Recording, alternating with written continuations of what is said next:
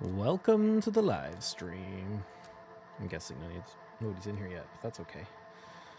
That's okay. Welcome to the people who watch the VODs. Let's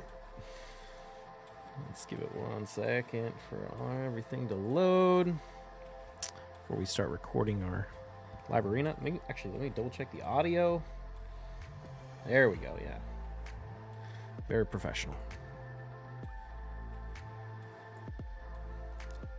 All right, we're ready to start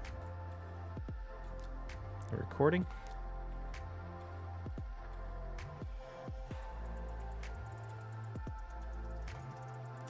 Hello, Biohack here with another live arena video.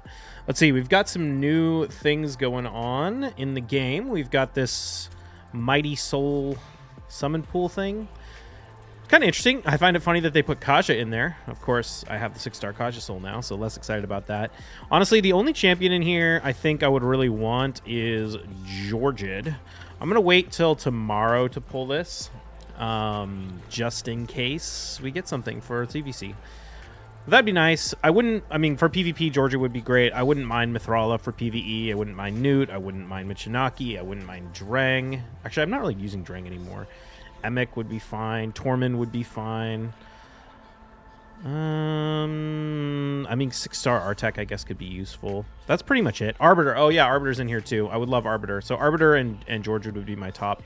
But, you know, odds of getting one is so tiny. I'm not really worried about it. But it's an interesting addition to the game. I need to do the math to figure out, like, how much an essence costs. Like, that's what I'm really interested in when I'm thinking about, like, souls or all this kind of stuff. It's never about actually getting the champion, because that feels like a total crapshoot. Like, it's never going to happen. But what's the, like, most cost-effective way to get essence that you can use in the shop to buy the souls for the champions you actually need? That's something I'm interested in. What's up, Joe? So I need to do the math on that at some point if I have time. We'll see. We'll see how it goes. Other than that, speaking of souls, I did get look who showed up in the shop, Mr. Shazar here. Of course, he's a crazy stat-hungry champion, but the one stat he doesn't need is crit damage, which is what I get at 4-star. So obviously not buying that. Really, I think Narcisse is the top priority there in terms of 4-star souls. Rhodos is also top tier as well. And yeah, that's the main things. I farmed a ton of dragon. I'm actually like legit running out of mystery shards because I farmed so much dragon and leveled so much food during this 3x event. So getting prepared for some Tronos. Got a ton of stuff to level that I'm going to have to use like airplane mode enhancing to do. Mostly interested in gloves. If I can get any of these gloves to triple roll speed with a good main stat, HP or defense, that would be the dream. So that's what we're going to work on probably in the next couple of days. Although we have CVC starting tonight, so I'm going to farm a bunch of Sand Devil and hopefully get some oil ready to go for my missions here and start working on Narcisse build and get prepared for the next free re-gearing event. So yeah, excited about that. What's up, Bombay? Welcome. Happy to see you in the daily base. Keep up the good quality. Thank you. So yeah, I think that's pretty much the main stuff that's going on. We'll have to actually level up some of that gear to see if we get anything there. And yeah, I might try and snipe this legendary book from this champ training. I already have the 2 epics, so the reward is the Void Shard. And I don't think people are super competitive for this, so I might try and pick this up in the last few minutes of CVC with booking out Fatalis or something like that, but we'll see how it goes. All right, let's go ahead and jump into the battles. Where are we at in the rankings? Oh, I did hit 5,800 after the recording yesterday. Had some pretty good runs. We're a little bit below that now, though. What are we ranked? Rank 65. We're 1 win away from our rank 63. Godflake is our target. If we could pass them and get 62, that would be a new personal best. 63 is the current personal best. So let's jump into it. Oh, the other thing I was going to talk about that I have been thinking about is Lady Kimmy. I pulled Lady Kimmy in... This player's not in my spreadsheet. In a shard pull. I can't remember if it was the one for Podrick or what, but we got her And I wasn't like at the time I was like, we got Armons. Like, I don't know if I actually need Lady Kimmy. But since we've been using Shazar so much recently, and we have this problem of certain champions built in Stone Skin are, oh, that's one other thing I forgot to do, are basically impossible to counter. I was thinking we could use Kimmy as, what do I want to do here? I think I want to, let's just try this.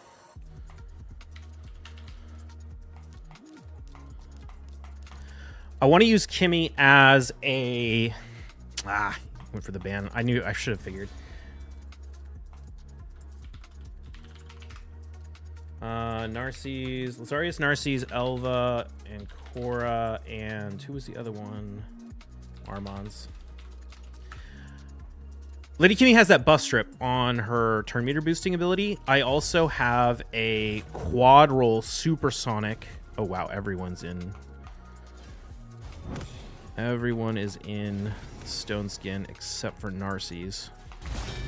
I don't.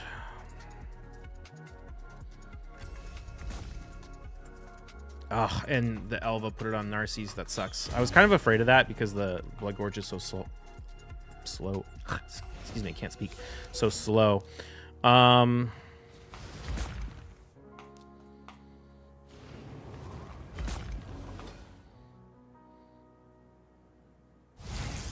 think the only way we pull off a win is if yeah, okay, if Kaja tanks it, but she did not. All right, let's go check this out real quick. These, hope and pray kind of strats that we have to do when we're dealing with like teams like that with multiple champions in Stone Skin, that we kind of have to ban the Armons, otherwise we lose. I think Kimmy could be a good option because she has that chance to strip the Stone Skin, and she gives the increased attack, which sets up our Lord Shazar. So if we look at Shadowkin here, what's up, Nathan? How am I? I'm doing pretty good. I have this guy. No, not this guy. Where is it? It's on right here. You guys can't see that. Well, I guess you can see that. You can see the important thing, which is this 28 speed right here on the supersonic set. Unfortunately, I don't have a supersonic ring. I do have a supersonic amulet, but I don't have a supersonic ring. So if I could pick up a supersonic ring, we could get the 3-set bonus for supersonic with this quad. And then we could put her in all speed to get almost as much speed gear as like the 5-star with, or the 5-set protection with the speed setup that we have on Kaja and things like that. So I think I could make her like well over 400 speed, like 415-ish speed, without having to take off any of the gear on my other speed champions. And then she could be there to set up the Shazar and potentially strip Stone Skin in emergency situations. So I think that could be a pretty interesting strat. I could also go for the 5-piece supersonic. I need to check my other supersonic gear to see if I can get any triple rolls or anything in this. But if we go for the 5-piece supersonic, we'd only lose 2% speed off of a speed set, and we'd also get this fills this champion's turn meter by 2% for each buff on each enemy. And so this could be a really interesting potential counter to champions like Sifi or other things. Basically, we can use her as a cut-in champion against other buffers, which could be pretty cool. So I think I might build Kimmy for that at some point. Like I said, I need a supersonic ring, but when I get a supersonic ring for Shadowkin, I think that could be a good option. So we'll see what happens, but I'm now very motivated in picking one of those up. And I also need to check all my supersonic gear to see if anything is worth using Chaos Auron for triple rolls. But yeah, I don't know. We'll see what happens. I might start leveling her up during this. Well, I don't know. Do I want to do it during CBC? Maybe not. I don't know. We'll see. But it's on the radar now anyway of things I might want to do. All the more reason why I'm actually still motivated to farm speed gear, even though it's really hard to get upgrades for Kaja or Arbiter or Warlord or anything. I basically need quads. Actually, pretty much all of my champions need quads to get any faster. With the... Actually, no, even Armons doesn't need it because now he can use it. We have a triple roll. So we have triple rolls on everything. We need quads in certain pieces to get faster. But we could get triple rolls with better main stats in some pieces. So that's kind of what I'm looking at when I farm Dragon these days. Also just leveling up stuff, so I have it for Centranos. Oh, that was my third loss in a row. That's why.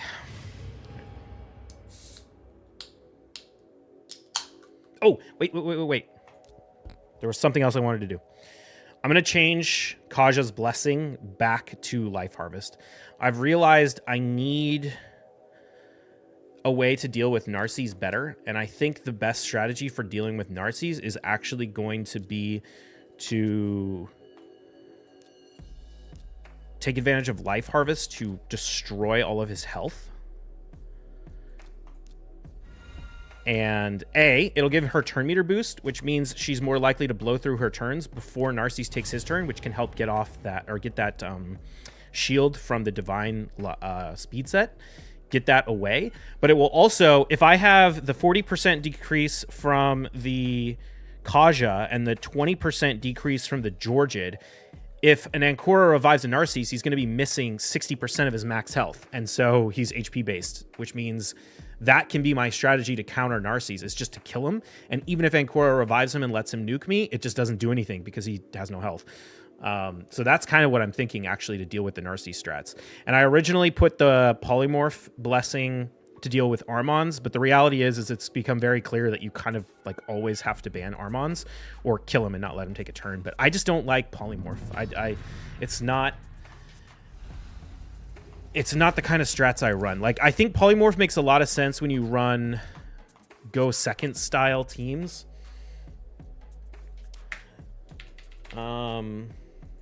Let me just make a notes.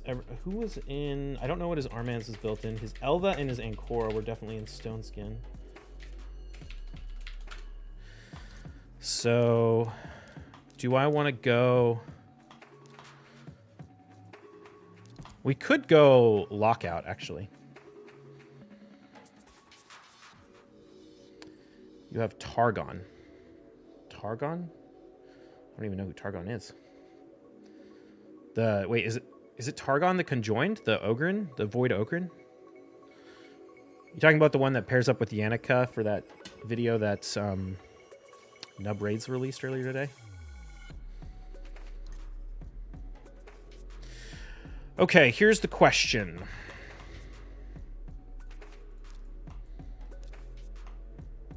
I think... Do we run a Lockout or do we run... Increase attack? I think we run Lockout.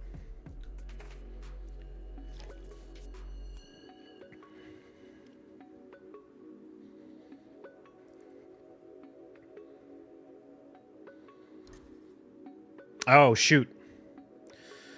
Okay. He can't ban my Georgid. Yeah, he has to ban Armons, so...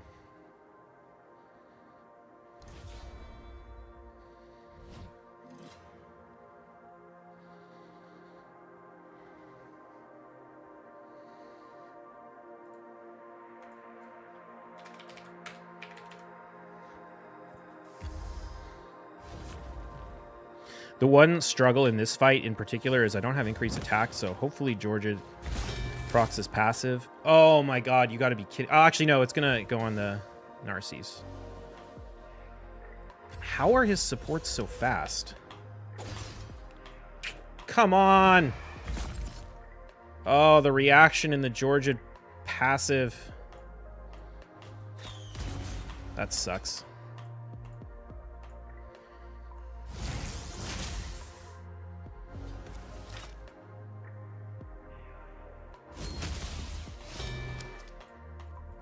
Just needed a Georgid passive there. I'm a little surprised Georgid couldn't kill him even despite the passive, but he didn't have increased attack, so...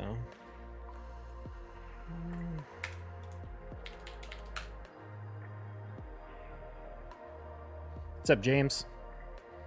Is that you?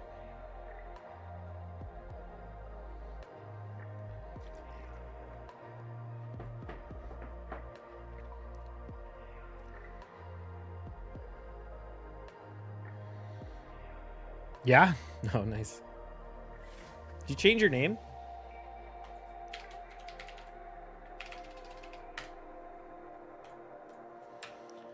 Lucky little bastard.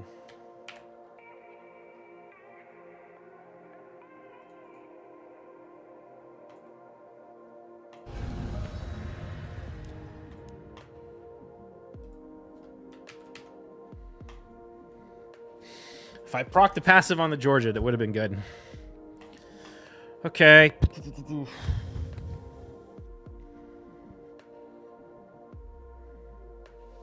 What do I want to run? I probably shouldn't run something that can be countered by...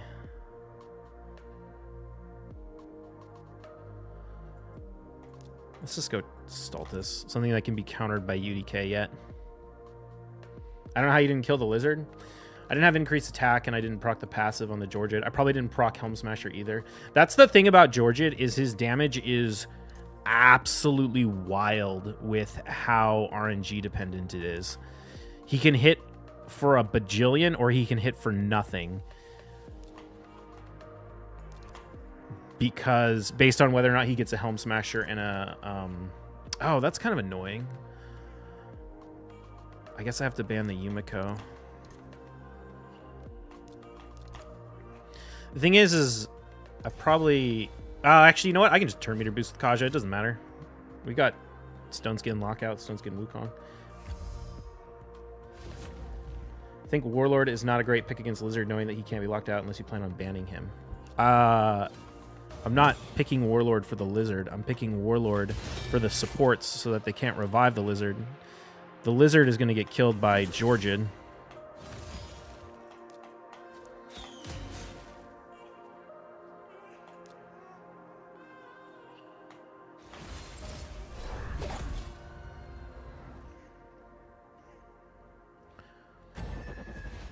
And if he bans the Georgid, then that means I have Armons who can just sheep the Lizard.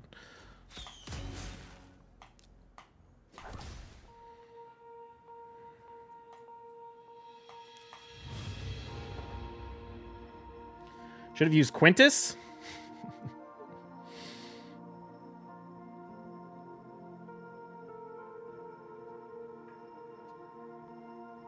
The way that fight, if we procced Helm Smasher or... Oh, it's Gestal. If we procced Helm Smasher or...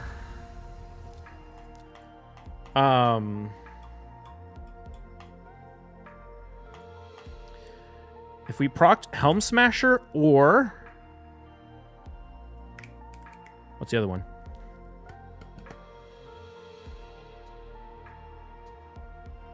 Who's Gestal? Gestal Gaming? Streamer? YouTube? Content creator?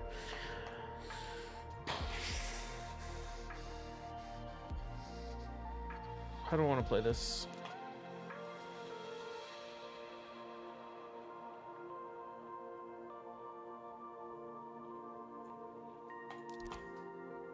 Never heard of him?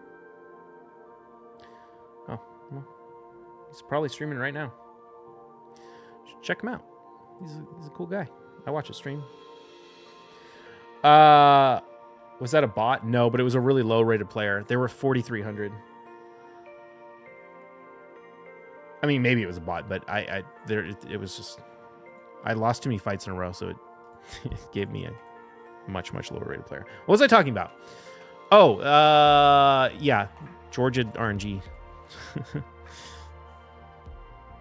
If that fight went how I wanted it to, the Georgid kills the Lizarius, which I think probably 75% of the time he does. I think he probably didn't proc Helm Smasher or his passive. Okay, we're going with the Necrit pick, eh? So...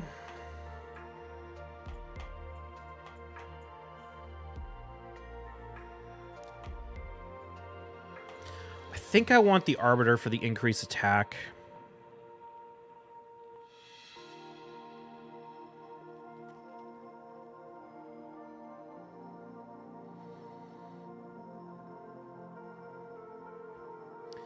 He's going to pick Taurus. I think. He could pick Harima. I'm planning on banning whatever his last pick is anyway. It doesn't really matter. Unless it's something like silly. It's an easy counter.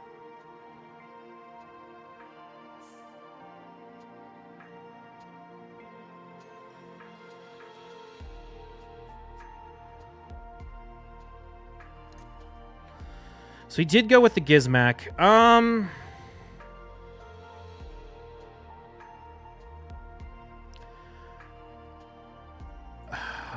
Here. Yeah. He has to ban Armons.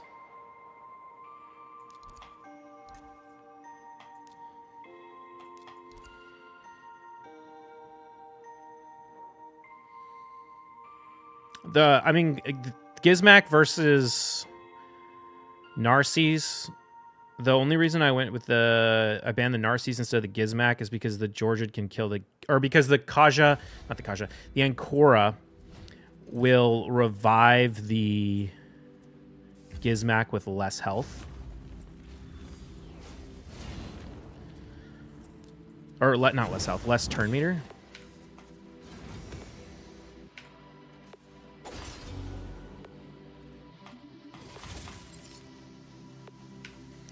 I'm gonna do this because it's gonna give Stultus a turn meter boost.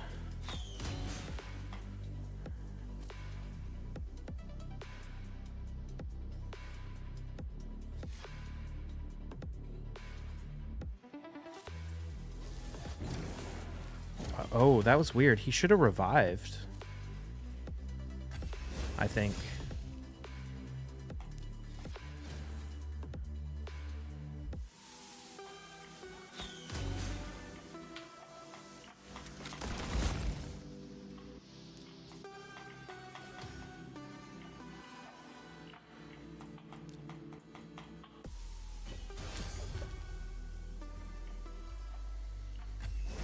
So the Duchess is going to revive.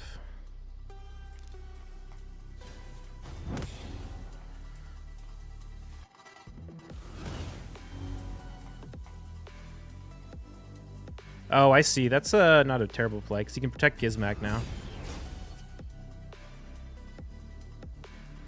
Oh, I really wish the Georgid went before I really wish the Arbiter went before the Georgid for the increased attack. So, oh, nice.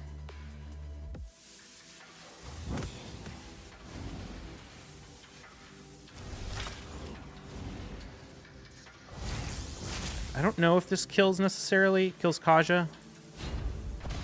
Oh, wow. No, it doesn't. Okay. Oh, but he gets the extra turn, so if he can kill Kaja right here.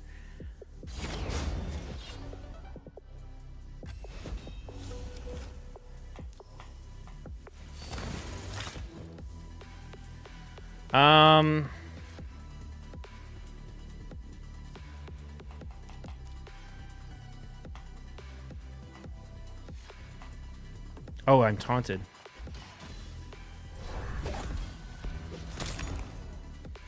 Ah, well played.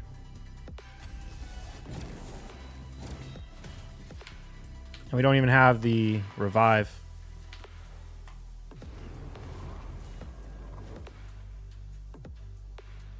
Nice. You pulling soul prisms? I'm not buying any. I'll pull the free one tomorrow when the CBC starts.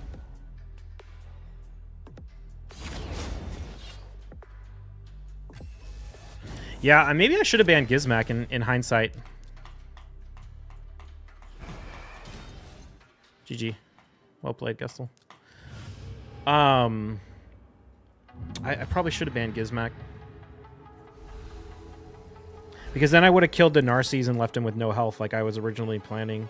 But I figured, oh, I could kill the Narcisse. Like, the revive is not going to be 100% turn meter. But I forgot I was... or no, I don't even know if I forgot. That just wasn't the right play.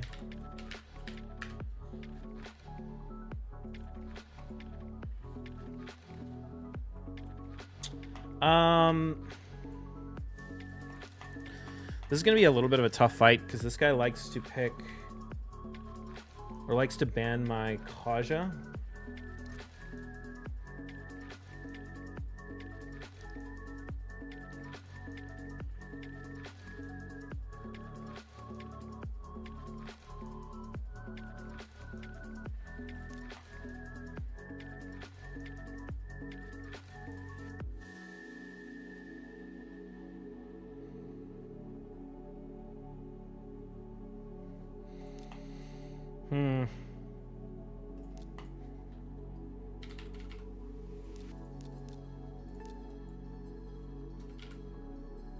go at Narcissus Ancora.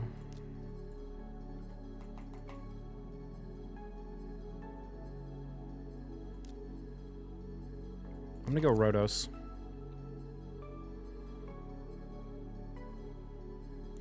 What happened to that mythical you pulled? I use him in Hydra. I use him every once in a blue moon in Live Arena, but he's not that good for Live Arena.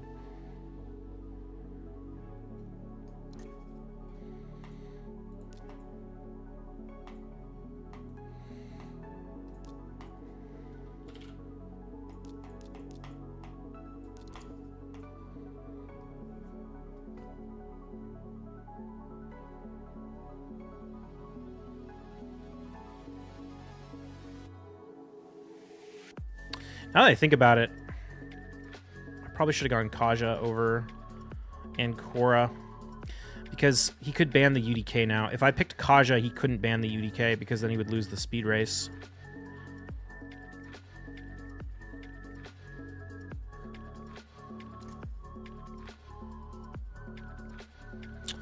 So this implies he wants to ban the Ancora, right?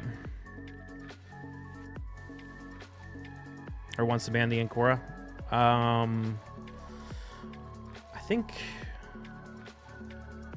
this is fine.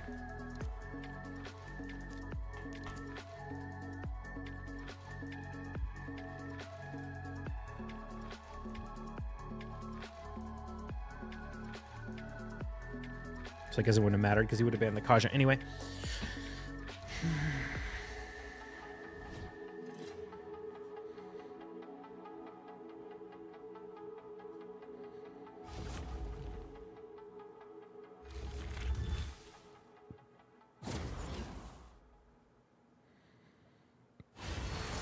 Be interesting to see if the Wukong is able to kill the Armons.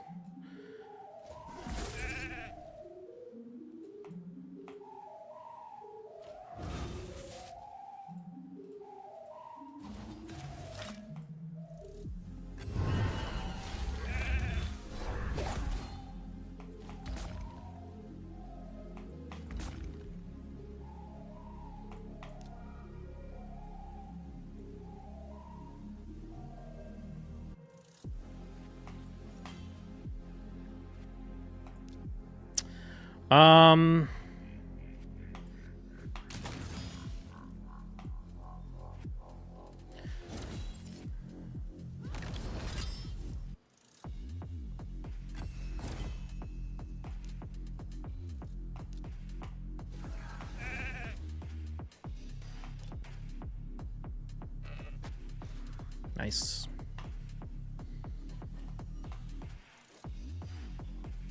Stone Skin Shuzan, I haven't seen that before. Yeah, I don't really know why you'd want to use Stone Skin Shuzan. It's kind of weird.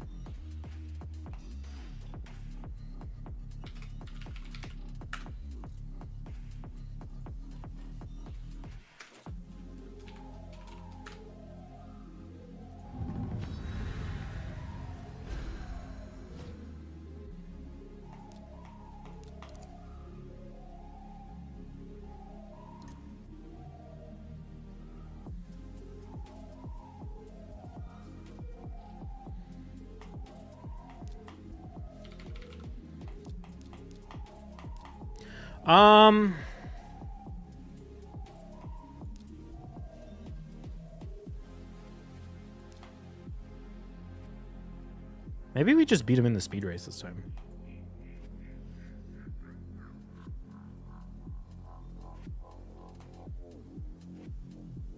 Well, okay, the problem is the Wukong's in Stone Skin.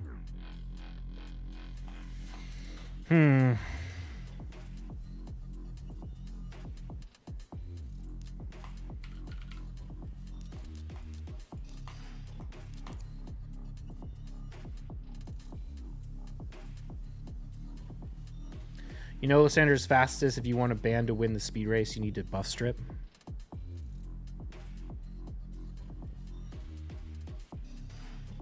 Maybe.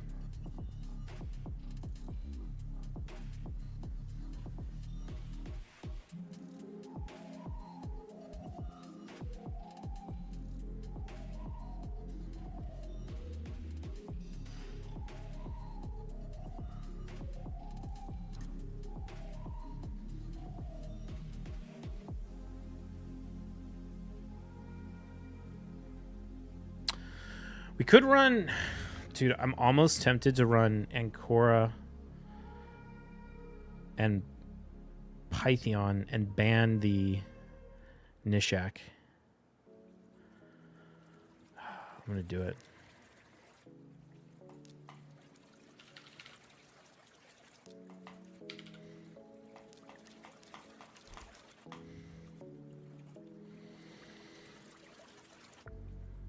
He needs to pick a reviver.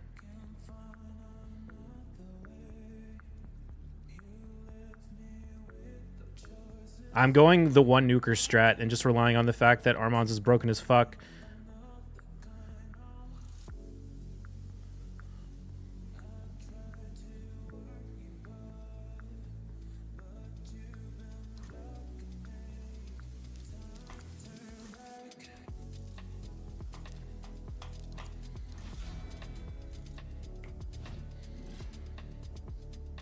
I love that. You literally have one nuker, and you don't even need a nuker, and I knew I could win this fight.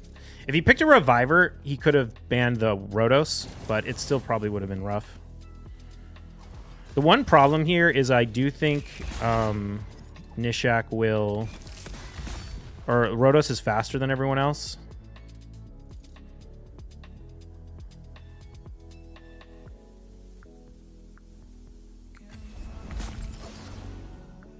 Oh, no, wait. No, he's not. Yep. Nice. 5,800 again. Oh, that's right. I forgot. I made Python faster. So that he'd be faster than all the nukers. That's right.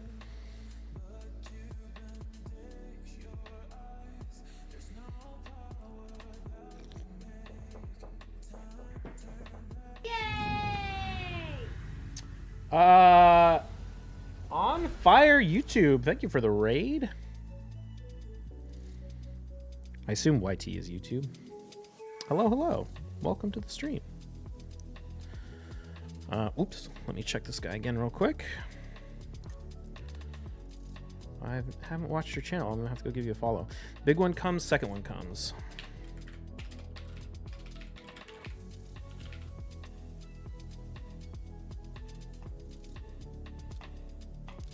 So his Armand's is in Stone Skin. He likes to run Narcisse, Lazarius in Stone Skin, Mikage, and Korra Kaimar.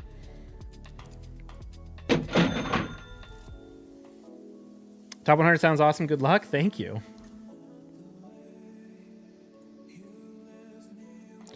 So we got Mikage and Lazarius.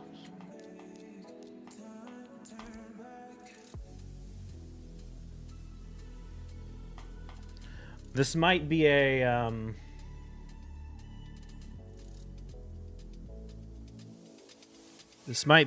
time to let Shazar shine. There is 6-star polymorph on the Mikage and 5-star on the Armands, though. So he went with the no nuker strat.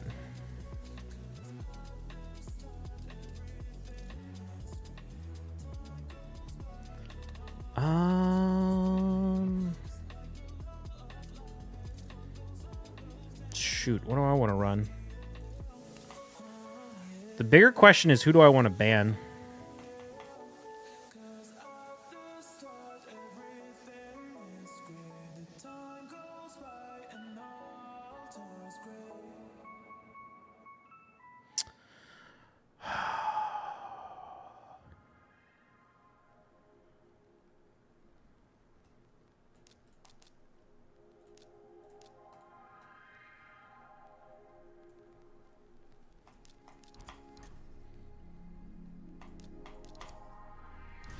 See who wins the speed race.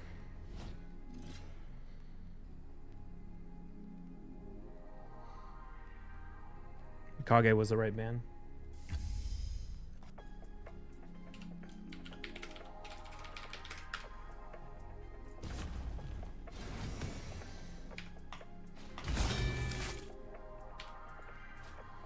Fastest your fastest hero? Just under 460. She's locked out. Oh, but she can lock out the... Oh, she failed it, though. Nice. Do we get the fear proc? Yep, GG. Oh, feels bad. should have ran... Well, it wouldn't really matter, actually.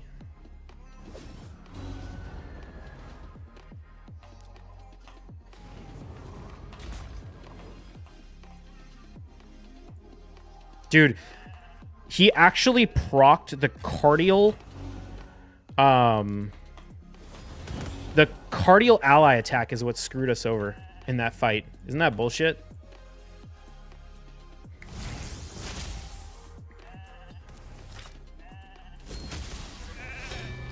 That 15% proc on the cardial ally attack. It's a 15% chance he comes in, right? And he put the fear on the Georgid because of that. He also had a 50-50 shot of having the Shuzen turn meter pushback on the Warlords. So I feel like we play that fight 10 times and we win it 8 out of 10, 9 out of 10. It's just bad luck.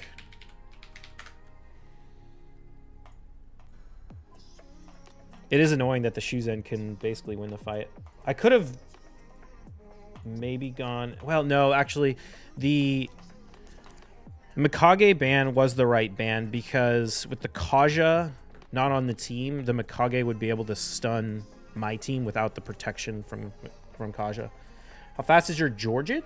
310-ish? 3.5? 310? Something like that.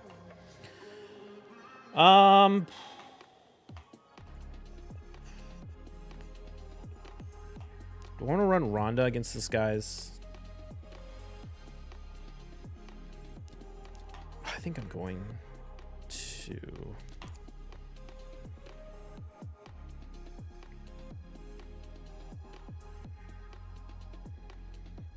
It's amazing how much less I've been using Rhonda now that Stone Skin is so popular.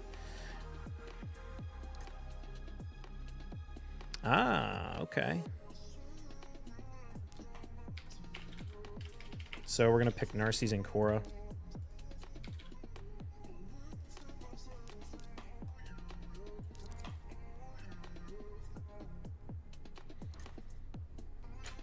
I think we want to ban the Wukong.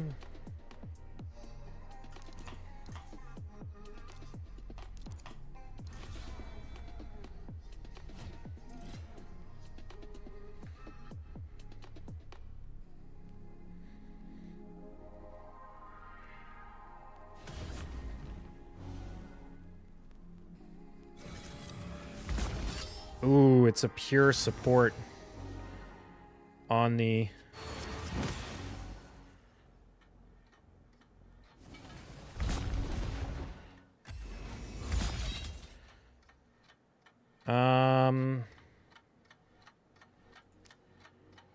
Let's just do this. I can block revive the Trendo right here. So that's pretty much game.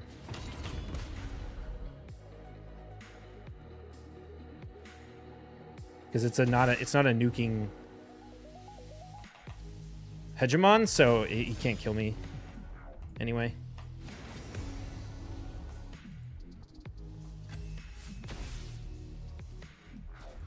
Yeah.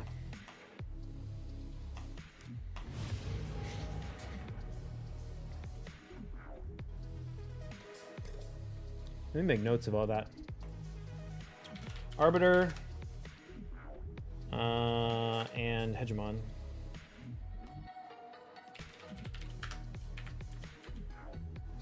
So that guy effective... Oh, no, he had Trunda. That's right. I was going to say, he didn't pick a nuker.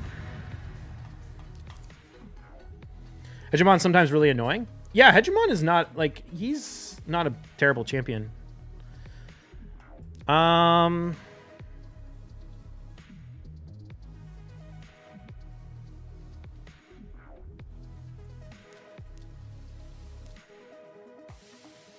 Let's do this. How fast are your nukers? I have different nukers built at different speeds. But I need to get the Georgid up to about 320. That would be ideal. Right now he's like 305. But he doesn't have... I have... All my +8 glyphs, or 6-star glyphs, keep getting dedicated to other things. So ideally I get him out to 320. The other champions on the list...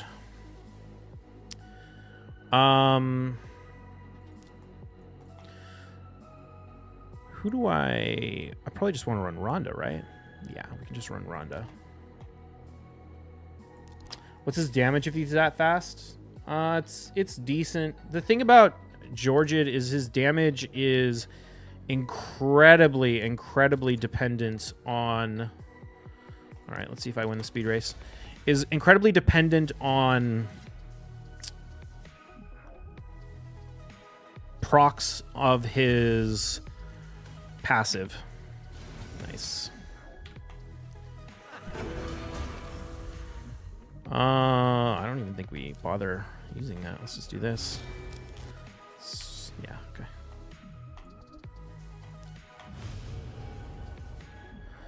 But I think he's... we can go show the Georgia build, actually. The thing about Georgia... So the way I have my account set up, this isn't entirely true because I haven't done a re-gear event since I got the 6-star soul on Kaja, which pushed her up to 455. So she's 455. Arbiter is set up next to her.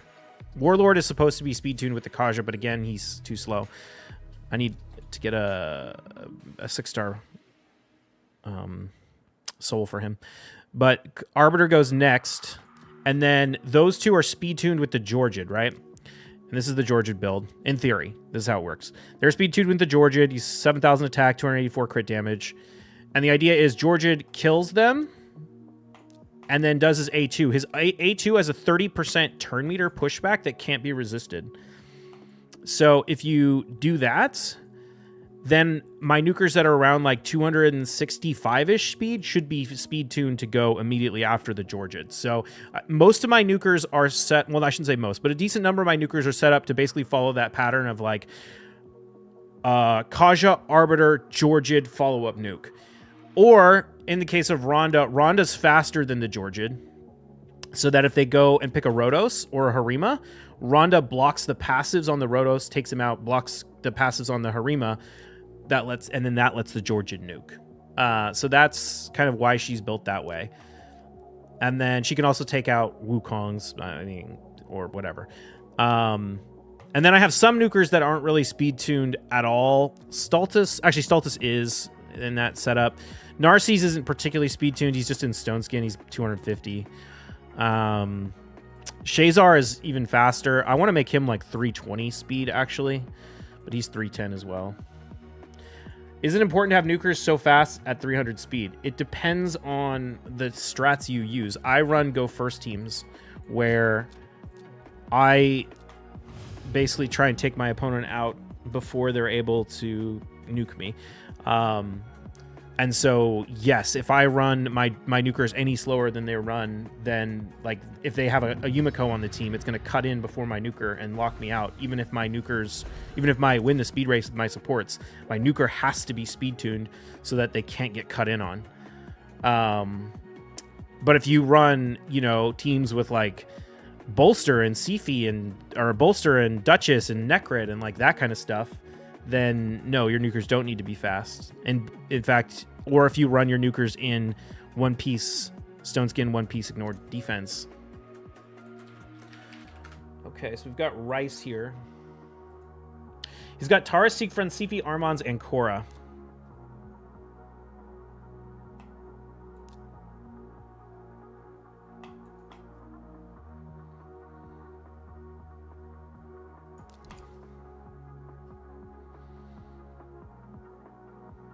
So the way I want to play this is...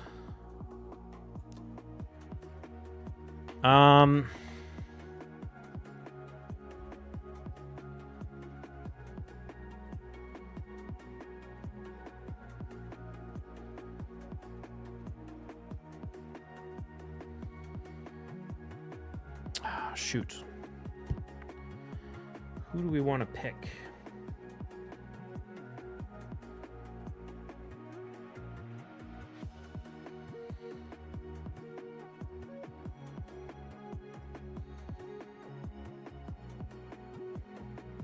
I think I need to go Georgid. pretty much have to ban the Yumiko, unfortunately.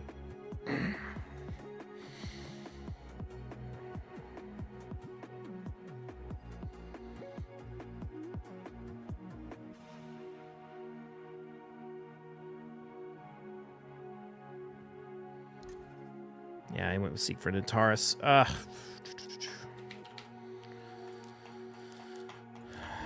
Unfortunately, the Yumiko has a maxed temporal chains, which means the temporal chains debuff will prevent my Armons and my Warlord from being speed tuned with the Kaja.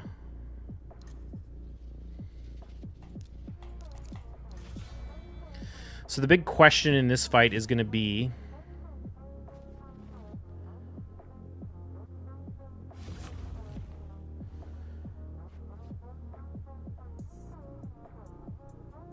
he's going to sleep the Armons, yeah. Is going to be, does Warlord go before his nukers? And he does. Do we get turn meter pushback? We do.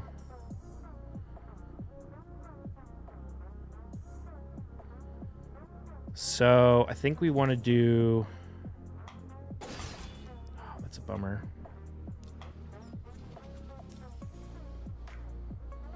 If I kill... I have to kill the Sifi with the A1 right here.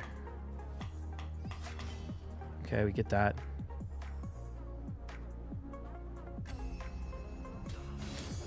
She didn't get the turn meter pushback.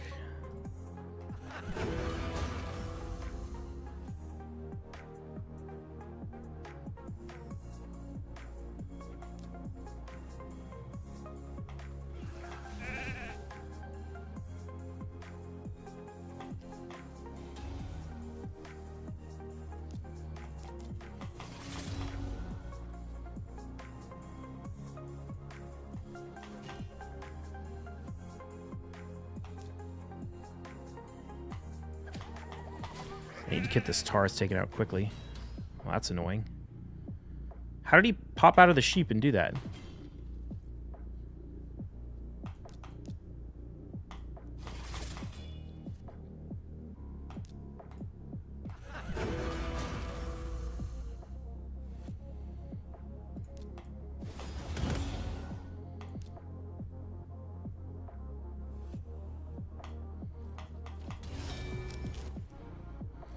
Okay, we want to proc the passive over here. He's stunned, so now we can do this. Nice. Screw your +4 Sifi, +4 Arbiter. Get wrecked! That went well. Nice. All right. Cool. Well, that's going to be it for the YouTube live recording. I'm going to keep doing some fights on the live stream, so check out the VOD or come tune in live if you're watching exclusively on YouTube tomorrow.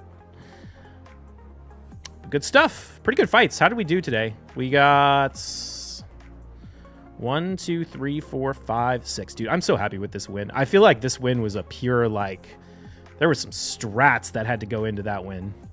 We had to play that really well to counter someone who, like, clearly went before us. This is why, well, actually, I shouldn't say that. I was going to say, this is why you need to speed tune your nukers with your supports. But the reality is because we had Xena, he couldn't use the Sifi. And then the Arbiter didn't give enough turn meter boost to get them to go before the Warlord could lock them out. And then Armand's is OP as shit. So if you ever let him take a turn, it's game over, which is dumb, but it is what it is. All right, good fights.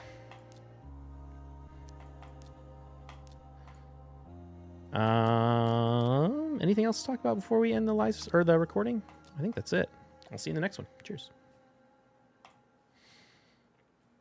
CGZ, was that you, CGZ? I'm honestly surprised at how much value I've been getting out of Xena lately. If I can get the blessing on the Warlord, I won't need it actually as much because that's the first one you lost to me. If I can get the blessing on the Warlord, That'll help counter Sifi a lot. Xena pick was good. Yeah, I've been getting a lot of value out of her.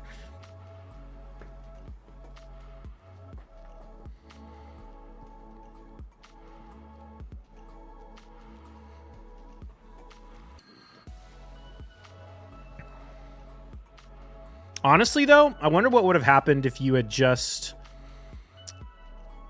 turn meter boosted. You probably would have. It probably would have worked if you had just Xena or Sifi A3'd. It would have procced the Xena, but then the Xena would have killed or attacked your team, but it would have procced the passive on the Siegfried and given him 100% turn meter, and it would have wrecked me. I probably shouldn't say that out loud, but I think you should have gone for the turn meter boost anyway.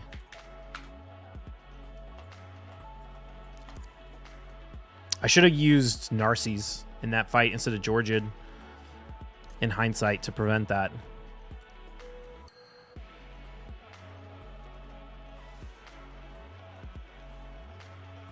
So this guy has a super fast Sifi as well.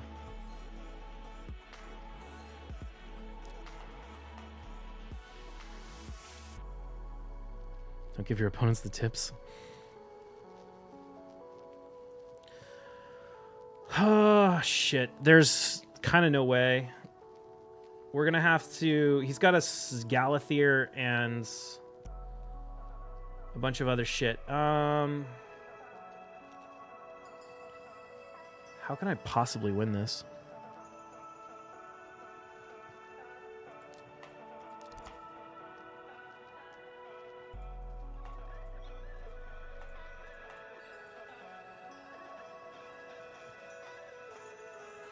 I think the only shot is double bombs.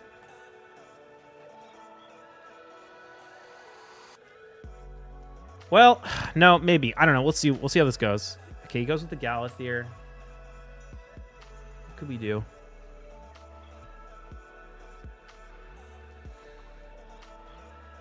His Sifi's gonna cut in. I think his Sifi cuts in before my...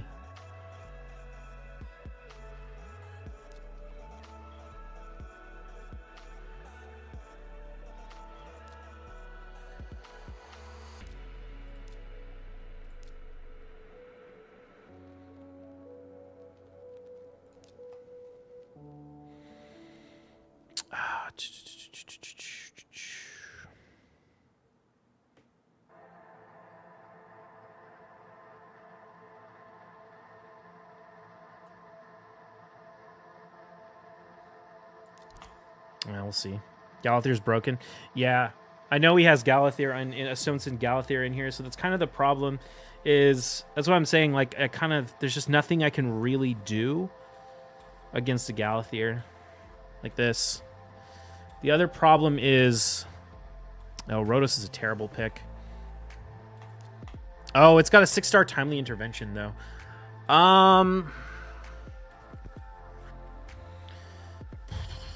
That's why the Sifi cut in. Okay, I think we have to ban this.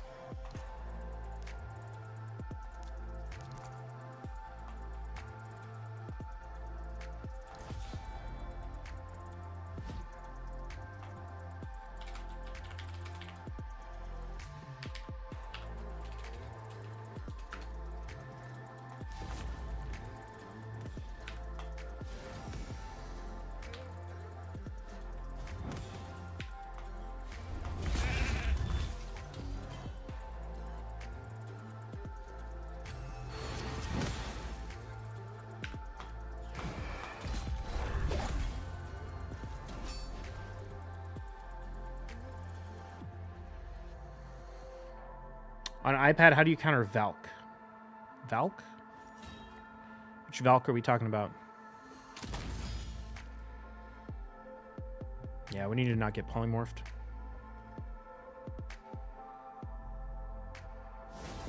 Oh, you know what I should have done in hindsight?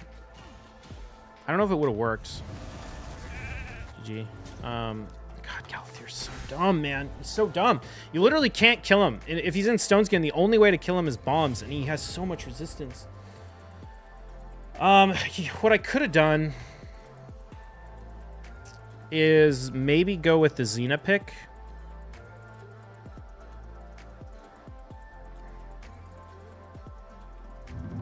The problem is it doesn't really work because of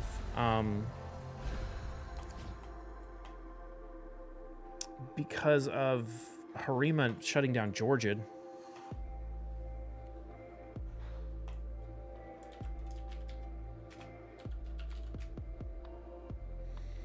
Very surprised to see a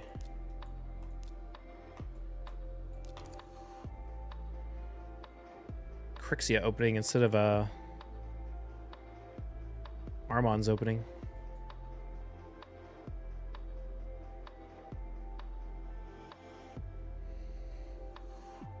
This is a really tricky player too, though, because he runs Siegfried, Taurus, Alaz.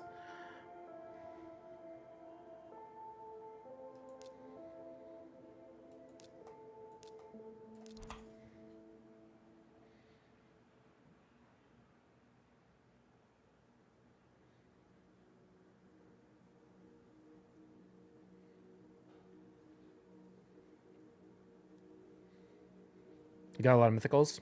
Yeah. Zala's one-shot me.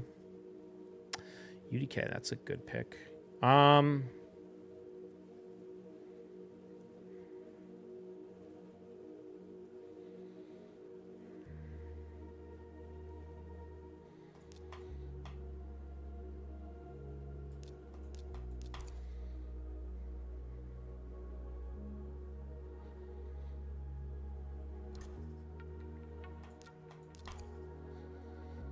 Go bombs. Yeah, I'm gonna have to go bombs. He has the only polymorph is on UDK though, so that's nice. How do you counter? Oh, switch my iPad to my phone. How do you counter Valkyrie, the one with jealousy? Dude, I haven't seen a Valkyrie in Live Arena in. I don't remember the last time I saw a Valkyrie in Live Arena. It's been ages.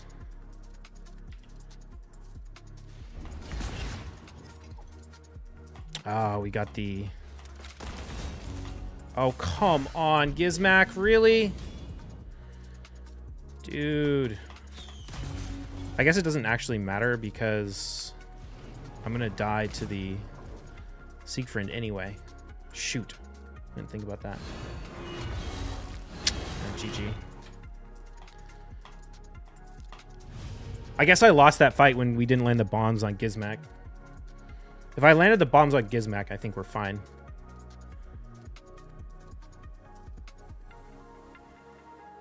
We didn't get polymorphed. Did we weak hit? We must have weak hit. Ah, it's Gestel.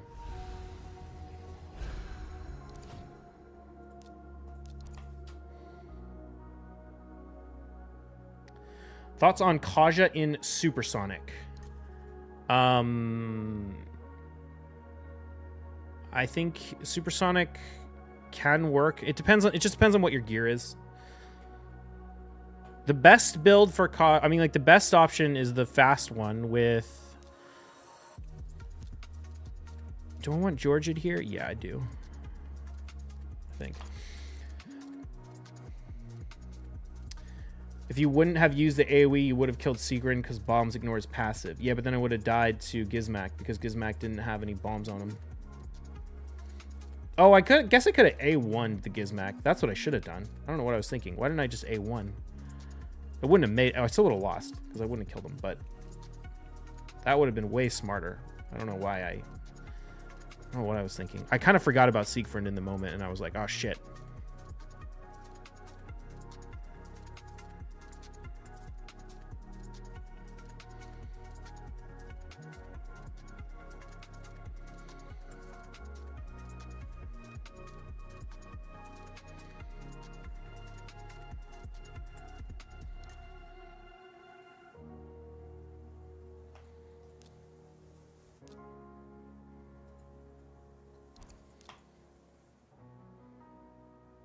Gizmac might not have killed you. It's possible. Especially since I cleansed the HP burn, actually. Oh, but he puts it back up. 50/50 shot. Yeah, you're right. I definitely shouldn't have AoE'd. The AoE is a mistake. 100%. The AoE was a mistake. I should have, at the most, A1'd the Gizmac. I just totally forgot about proccing the the Siegfried passive. He wants to ban the Kaja. Ugh, he did this to me last time, and I won by banning the Tormund. I think I should ban the Tormund again. Clever little bastard.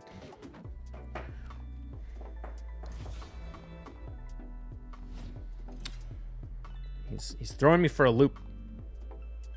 We did bring in Rhonda, though, so we can counter the Taurus that way.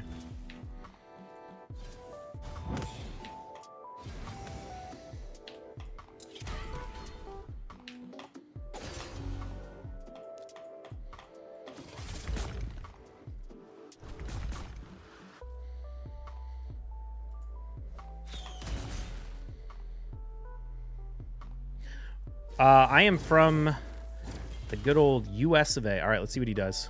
Does he res the Narcies or the Taurus? Goes for the Narcies. And this is why we have...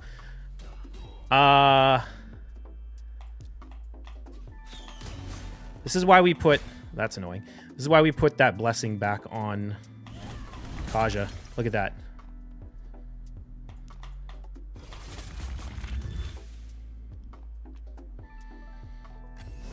We could die to the Taurus here, actually, though. I kind of forgot about that. Oh, and we don't have the increase. Shoot. Oh, she's going to put up the strength in. No! Oh, that's so unlucky.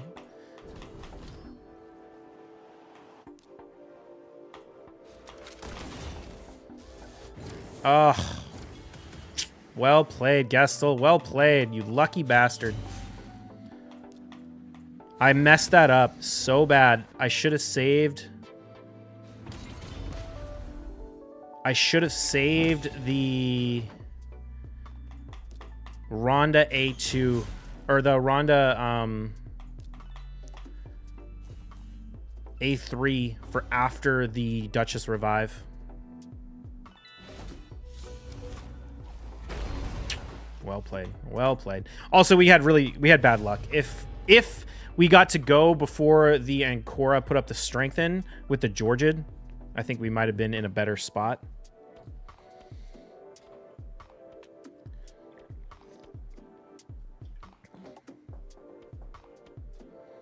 Damn. Gestel's been doing really well against me. It's the Narcies Ancora, though. I think putting the Life Harvest back... Narcissus Ancora has kind of been a bane in my side, and I think it was a huge mistake to put Polymorph on Kaja. The Life Harvest is so good against that, because you saw that you saw the A2 he did on Kaja. It took like a quarter of her health. Not even. It took like 20% of her health. It killed the nukers, but Kaja was going to tank that for days. The problem was he got the Taurus back up. I should have gone Quintus. I should have gone Quintus instead of... Rhonda, I think. I mean, I picked Rhonda before.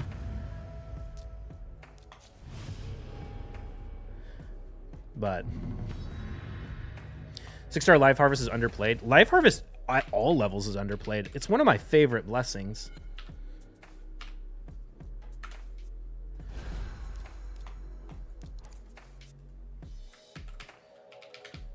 The turn meter boost effect it gives you when people get revived is so good on your nukers to allow them to get full turn meter and cut in and kill them after a revive. How good is Quintus? He's very underrated. I think he was a little bit stronger during the...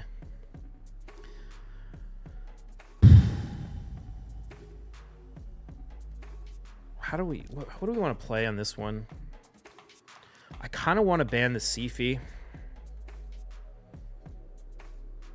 No, I gotta ban Harima. Ah, shoot.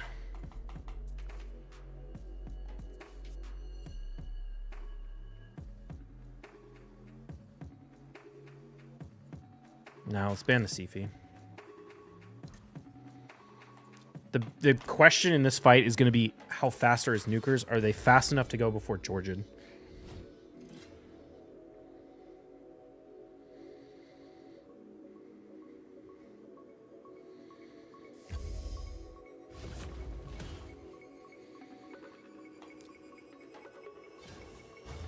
Or not his nukers, his supports. And they might be. Nope.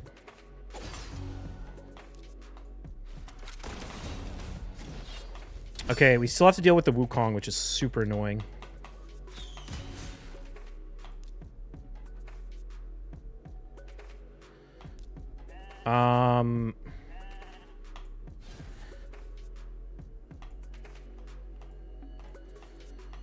Wukong is going to revive here.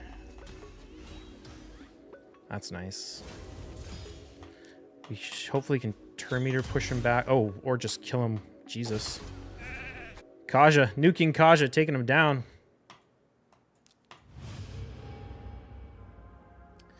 I don't think it's underplay. It's just that Sheep is so much stronger than anything else. If Sheep wasn't a thing, you'd see it more. I don't like polymorph at all.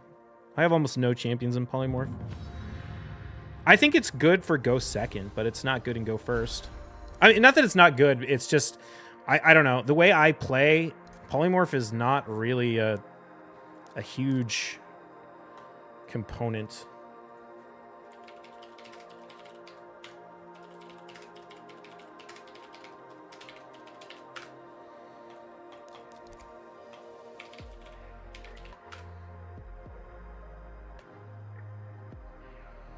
Oh shit, this guy runs a bunch of fast stuff.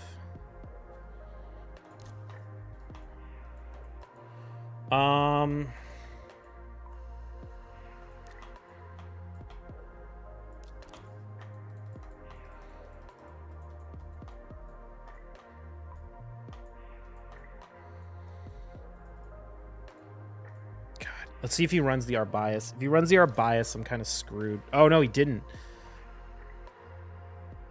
Okay. We're still very much in... This is GG. There's no... Because of the 6-star on the... Crixia.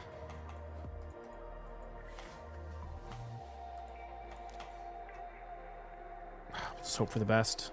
Ah, shit. I should have banned... Should have banned the Crixia.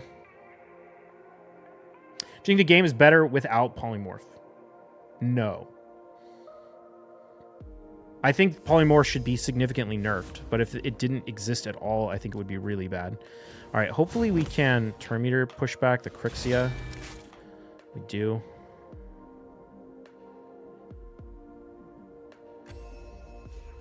That's really unfortunate. Although it doesn't really matter. We don't need Ignore Stone Skin.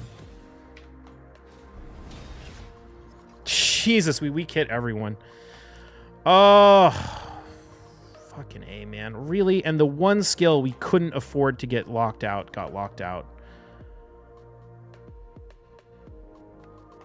I have to kill the Crixia. I don't really have a choice. The only shot we have is maybe we can push the turn meter of the Azarius back enough. But now he's going to die to the A1.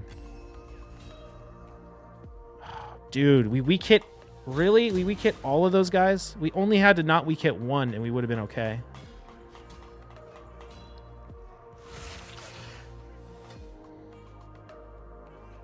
I mean, maybe there's a world where we tank the... It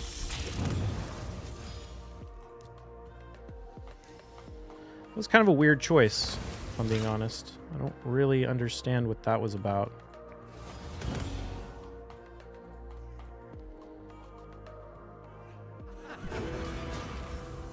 We locked him out. How did he get his ability back already? Come on, it's supposed to be a 2-turn cooldown. What the hell? Did I miss something? Or it's a 3-turn cooldown?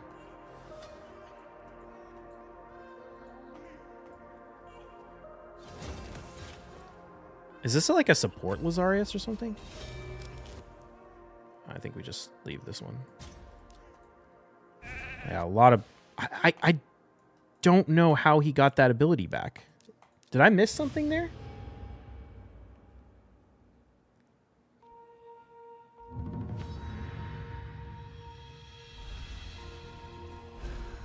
All right, at least we can get Armons now. That helps a lot against this guy.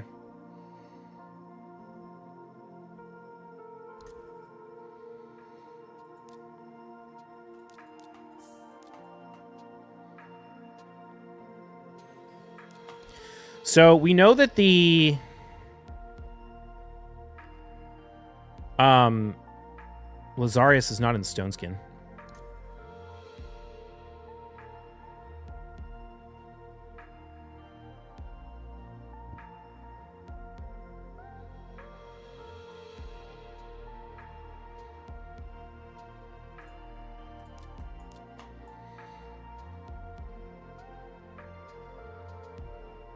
Oh, wait a minute. We already committed to Georgian.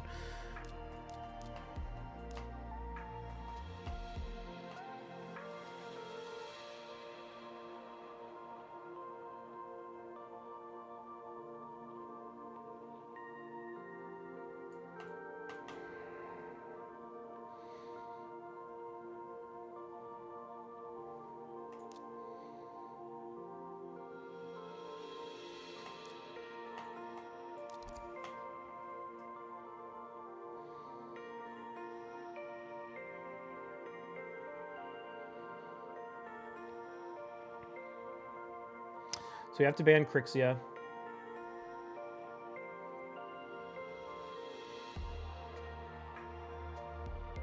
We need to save our AoEs.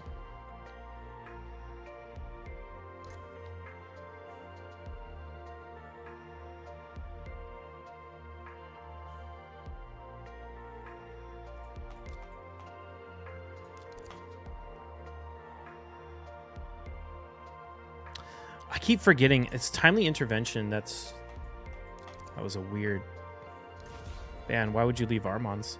It's like the biggest opportunity you have to lose this fight is by leaving Armons.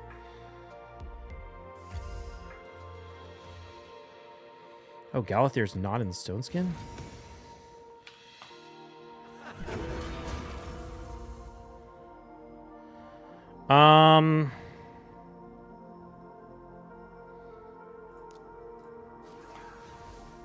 It's unfortunate.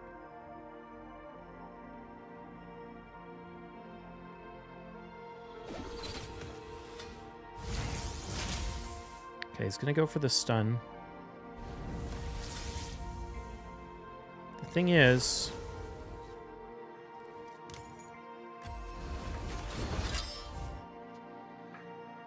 No, I guess it does work. God, he's so overpowered.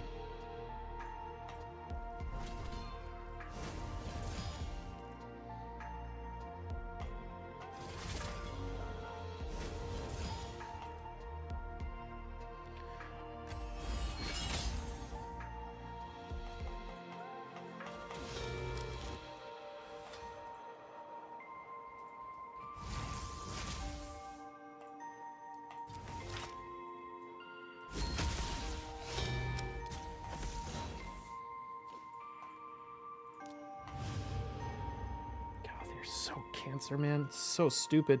How's the new legendary from the past? Complete garbage. Probably one of the worst in the game.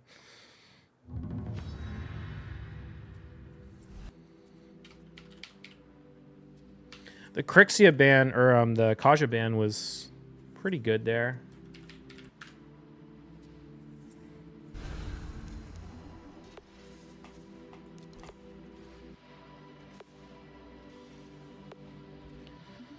Because it allowed the Galathir to go before my other stuff. I'm trying to think if I could have... Galathir went before my nukers did, right? Yeah. It's just the resist. It's that 6-star timely intervention. Honestly, maybe I should not... Maybe I should just ban the Galathir. Will use Arman should not be able to complain about any champ of the whole game. There's no option. You have to use Armons. Don't blame the player. Blame the game.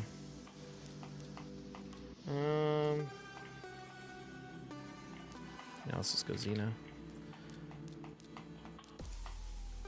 Literally, even the strongest accounts, Doc Moreau picks Armons first every time because you have to, because he's the strongest champion in the game by 1,000 miles.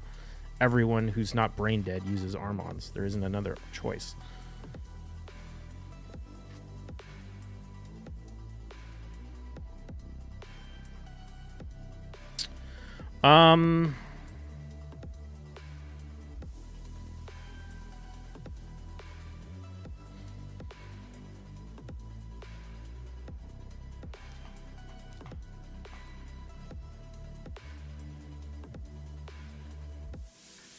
I think we just banned the Sifi.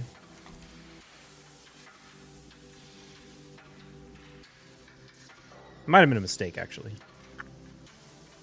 I should have banned the Yumiko. Whoops. Oh well.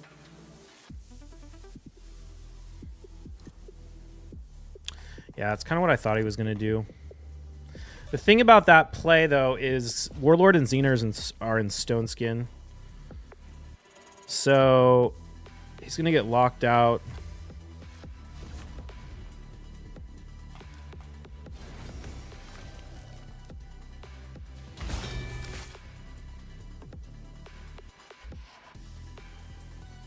How fast is your Armons? He's not as fast as I want him to be. He's around 400, or you know, he's like 370 right now, but he'll be 400-ish when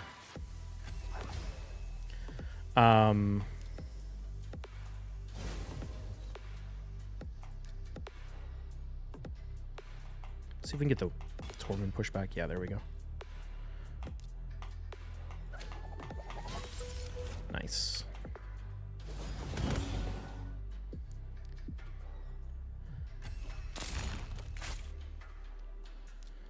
We've got the immunity on everyone, so we can just do that.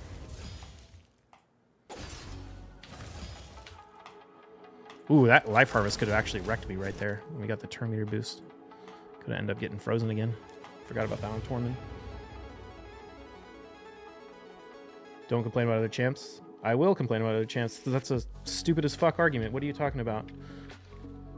You think because you don't use... Even if someone uses Galathir, I still think they can complain about using Galathir. That's so stupid, man. Use your brain. I can recognize that champions are broken and overpowered and still recognize the fact that I have to use them.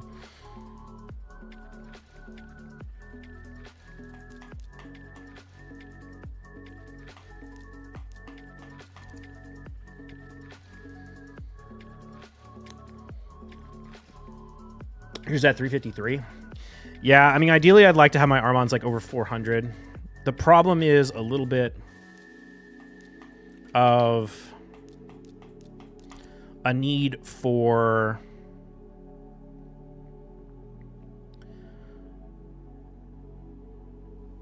what am I trying to say? It's a need for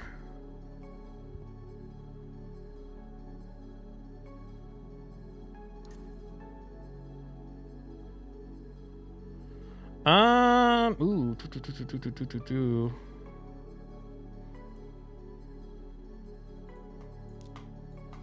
want Rhodos or Wukong?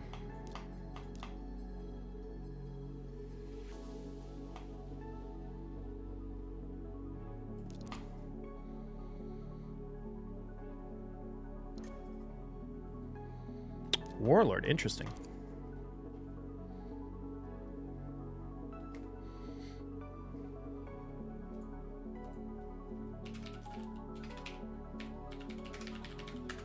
Hegemon Tormund is definitely not a bad pick from his end. The one thing is, though, they might not really have the damage. But with the Armons and the Yumiko, makes life a little tricky.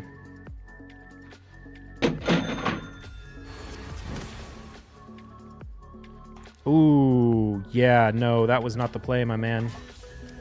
That was not the play. Did you forget about Xena? Because Xena didn't forget about you.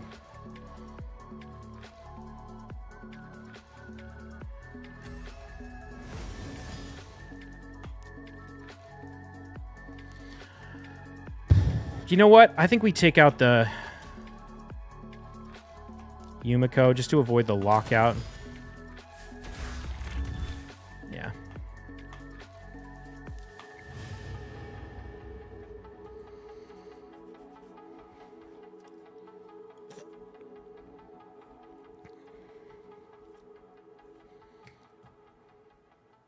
Man, I'm getting so much play out of Xena.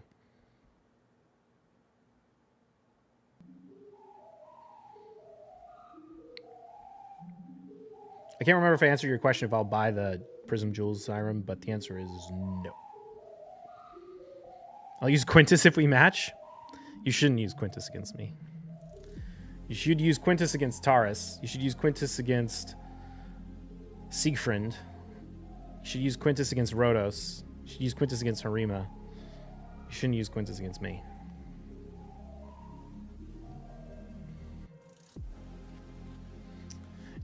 If you're able to win against me with Quintus, you would have been able to win with basically any nuker. Because I don't have anything that Quintus is designed to counter. None of those are issues for me. Yeah, I mean, that's part of the reason why I don't use Quintus as much anymore. Quintus was king in the Taurus Marichka meta. He wasn't king, but he was massively underrated in the Taurus Marichka meta. He was super, super good. But Narses made that meta disappear in a big way, and the addition of like a ton of super overpowered mythicals made Narses or Marichka and Taurus disappear. Like, I loved Quintus, but I will admit that he's not. I don't use him nearly as much. I bring him in every once in a blue moon, but you know, he was really good to counter the meta at the time, and now he's okay. He's not useless. I use him sometimes. I'm actually wondering if there's maybe more incentive to use him. I can't remember if I think Galathir doesn't like his. I think Quintus doesn't ignore Galathir's passive, so that would be huge. If Quintus ignored Galathir's passive, that would be a major win for him, because it means even a Stone Skin Galathir, you could have a 50-50 shot of killing him. Oh, Mike, you want to see my Georgia? Yeah, I'll show it to you. He doesn't ignore it. Yeah, if he did, that would be really strong.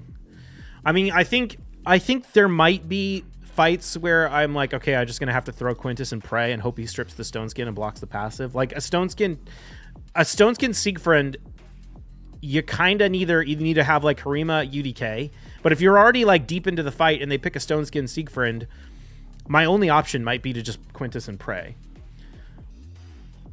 Would you again max Quintus out? Oh yeah, definitely. He's super good in PvE content too. He's in my like sub 1 minute Dark Fae team. He's my current nuker in Nightmare Hydra, but it's a very manual fight, so I might replace him there. He farms a minnow in 12 seconds, and he's also like used in a ton of the Cursed City stages. I really like Quintus still, but I don't use him that much in PvP, mostly PvE. All right, you guys want to see Georgette? Where's Georgette? This is my Georgette build.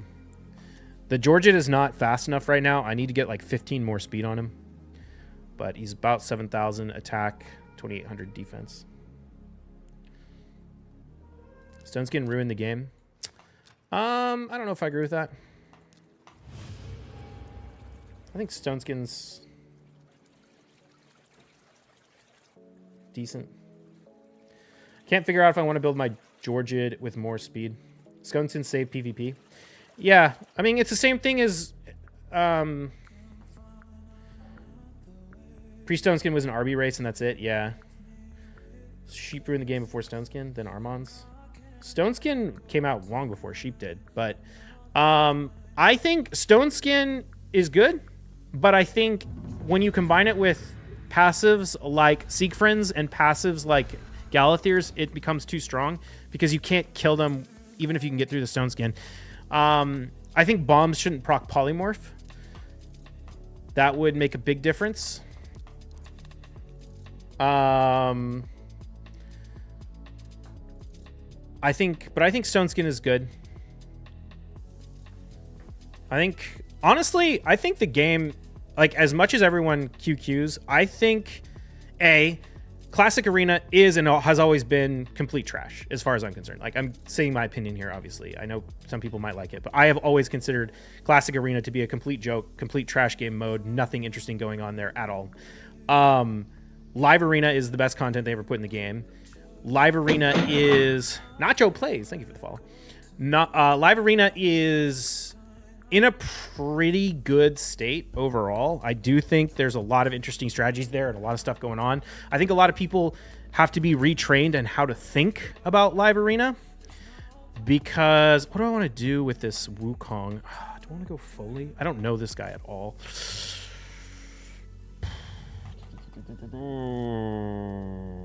Let's just go Georgian.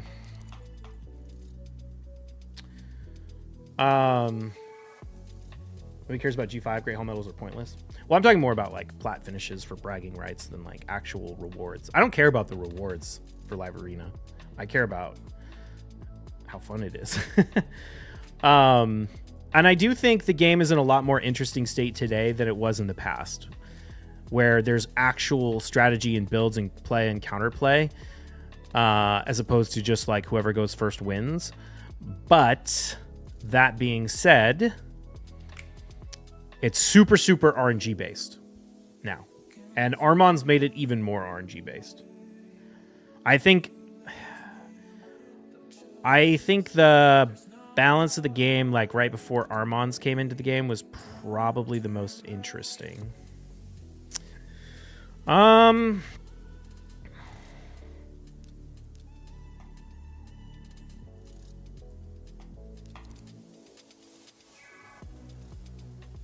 also have a lot of factors that remove RNG, such as hit and miss chance on nukers. Yeah.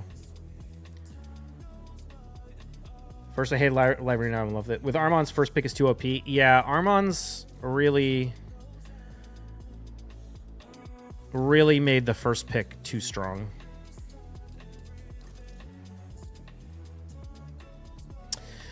Oh, this is a little bit of a tough one here.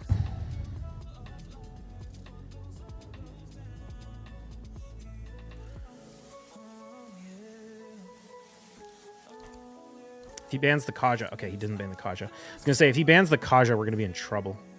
Because the Mikage will be able... Oh, actually, no, we would have Armons. We could sheep the Mikage. What am I saying? Ban Taurus? No, I'm not worried about Taurus. I have Lockout and Armon, so the Taurus is not going to get to do anything but A1. I would ban the Wukong before I ban the Taurus, if I'm being honest.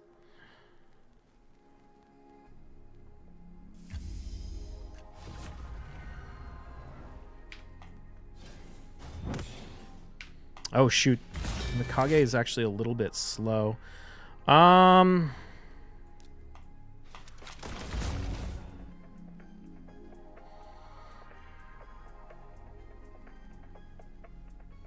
Okay, that's actually really nice that the Mikage is going to go before the Stultus.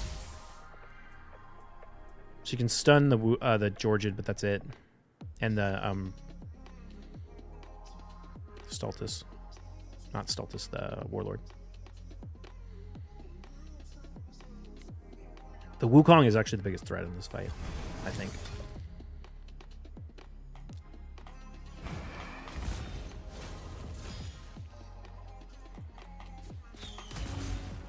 Okay, perfect. I was like, I really want to get this shield up before... Oh, that was a weird choice.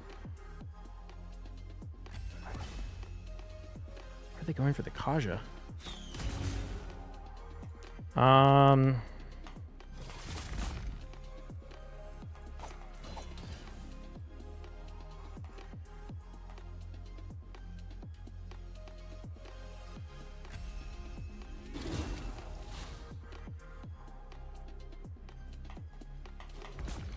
Okay, really hope we don't weak hit on the... Oh, that's really annoying, actually.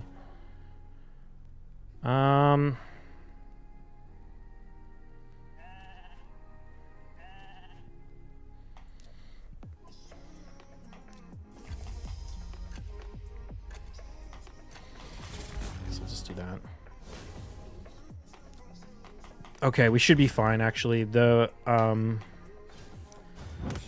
Wukong shouldn't have his A2 yet.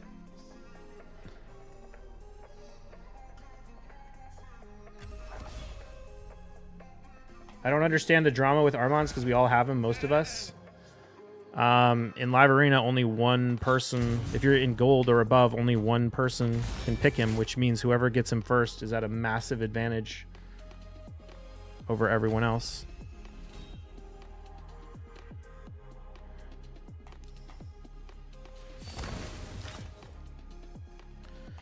Okay, we actually kind of don't want to kill the Wukong yet. We'll do it here. Just trying to work the Wukong down. I think we saved that actually.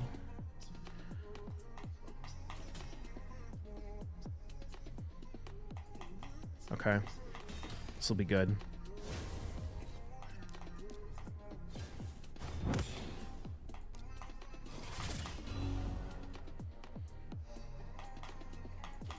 Yukasha's really tanky. Yeah, she's really fast and really tanky. She's got almost 100,000 health. There we go. You see that double proc from the 9-piece Slayer? That was nice. All right, we got one more fight. Tommy boy. Is Tommy in chat still? He was here earlier. Oh, shoot. Tommy's going to be tough. I know that I'm also in gold 3. Then you should understand what the problem is. Although gold 3 is not very high, but...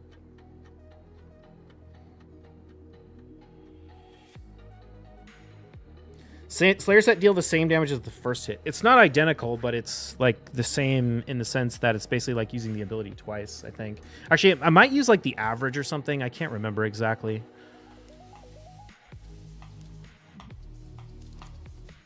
You lost 4 in a row. Feels bad, man.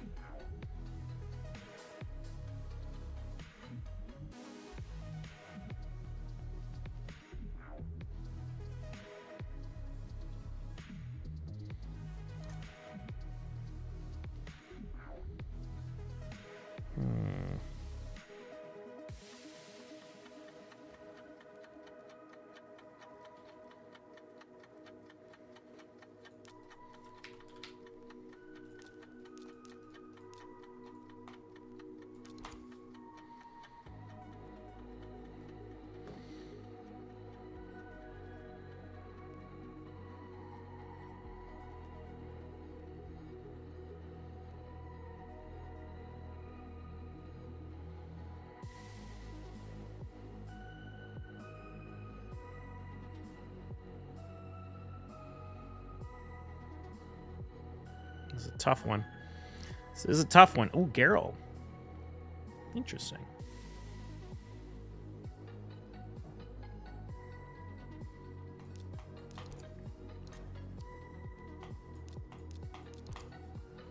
I don't know what I'm going to do. I don't think I really can beat you.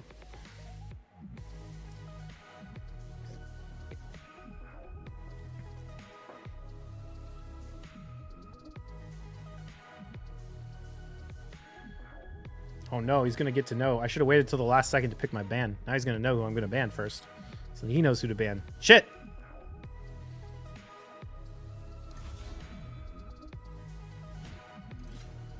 Oh, wait a minute. No, he banned Armons right at the beginning. That's right. Never mind.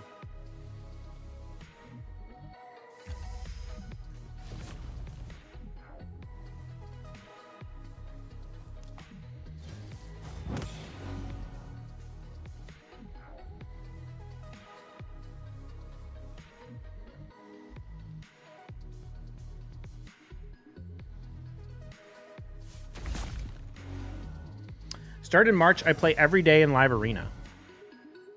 Nice.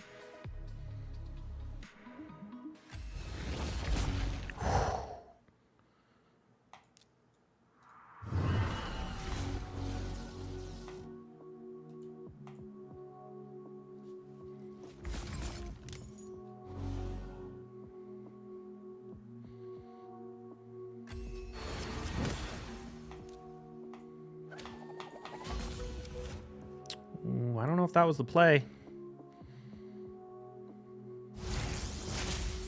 Did you miss that the Wukong procced the Siegfried passive?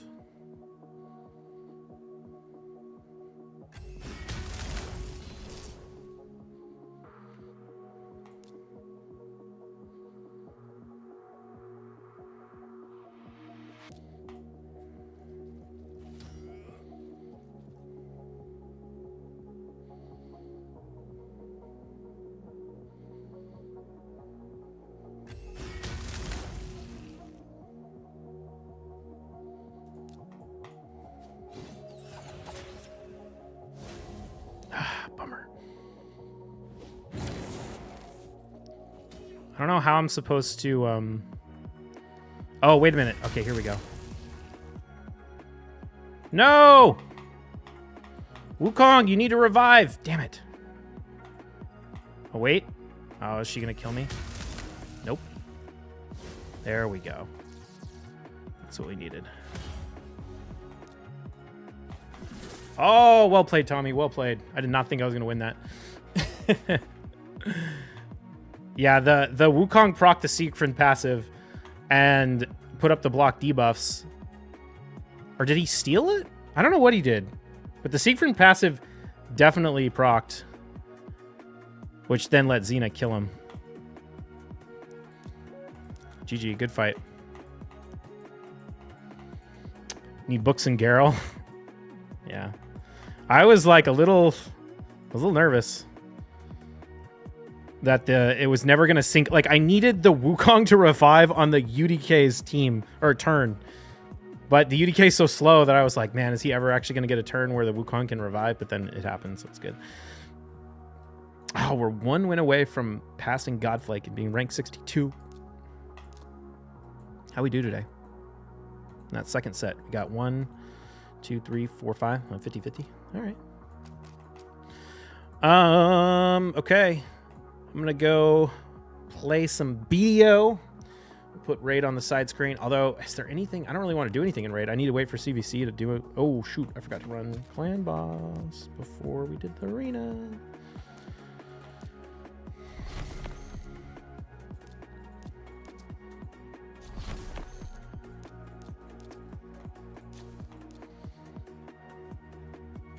I guess I could do some Curse City on the side, but yeah.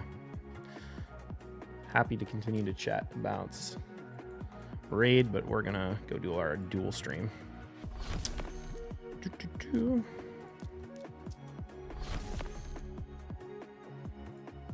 Oops. Let's put that over there.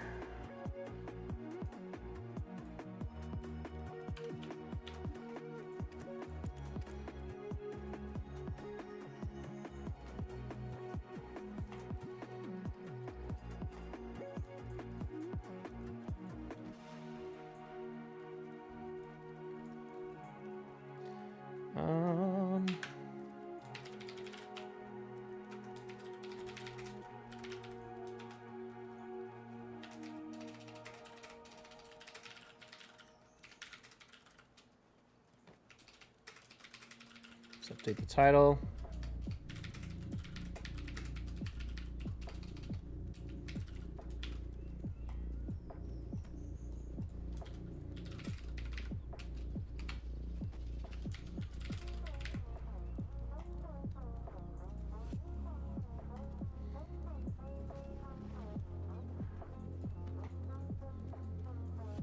Okay, got that, good. Okay, finished. How's my strength training coming? Still 42, almost 43. Let's drop that in the storage. That liquid silver is not real until you share some. What's all up, Full Metal Pharmacist? Should we check our pre-orders for... I think the other Attors... Yeah, both the Attors passed a trill now. It's going to be nice when I can take those pre-orders down once we hit the cap. I need to turn the audio off.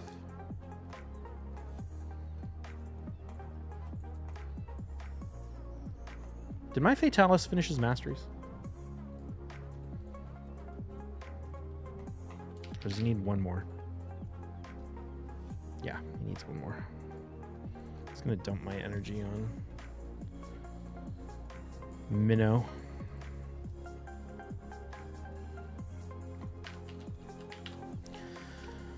Okay.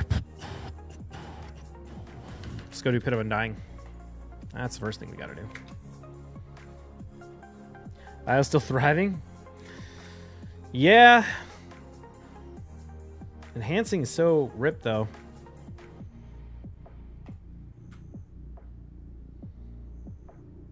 Oh, Darko, I missed that. Sorry. I really like your videos. Thank you.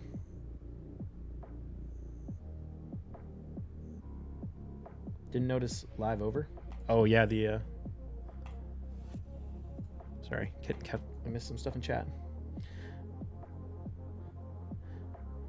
With the hammers. It was in part the hammers, but also they just have been moving everyone to Debos instead. So they made they did a bunch of stuff to make Debos easier to get, right? They increased the drop rates in Tets or in the different spots. I guess that's the main one. They added the hammers. They gave out a Debo box. You know, they've been moving everyone to the Debo side of things. So everyone's been dumping all their accessories because of that, right? Like all the people who had pen accessories that weren't Debo have just been selling them all.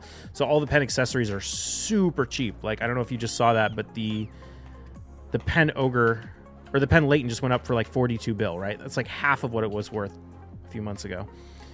What was I doing? Grilled bird meat. I need to put some of this in my...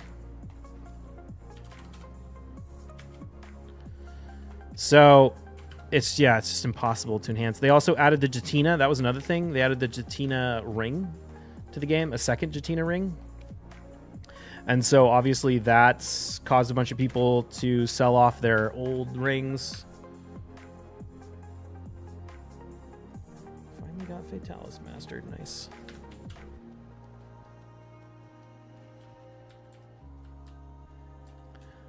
More than ready to take over in the coming updates. Oh, sorry. Danny Lock said you already beat BDO. Are there anything else for you to grind? I don't really know what I want to do in the game, to be honest. I'm a little bit intrigued about the possibility of going for the life skill icons and stuff when they make life skills family-wide, which should be happening really soon. That could kind of appeal to me, doing icon hunting. But I don't know. I want to keep playing BDO. I just have a hard time finding anything to do. But I mean, BDO has always kind of been a game of make your own fun, so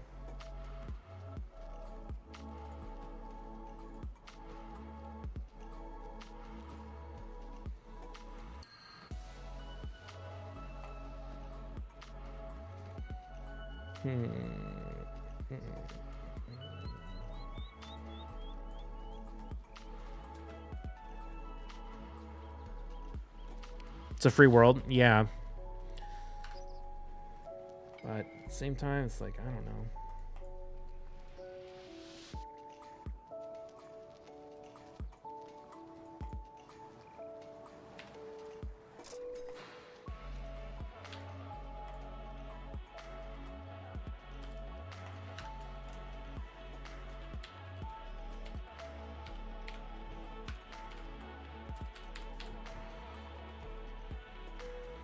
Oh shit, I just realized Wukong will revive if you bring him into Dark Fae. Whoops.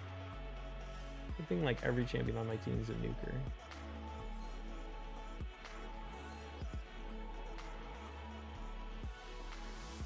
That's too funny. It still worked.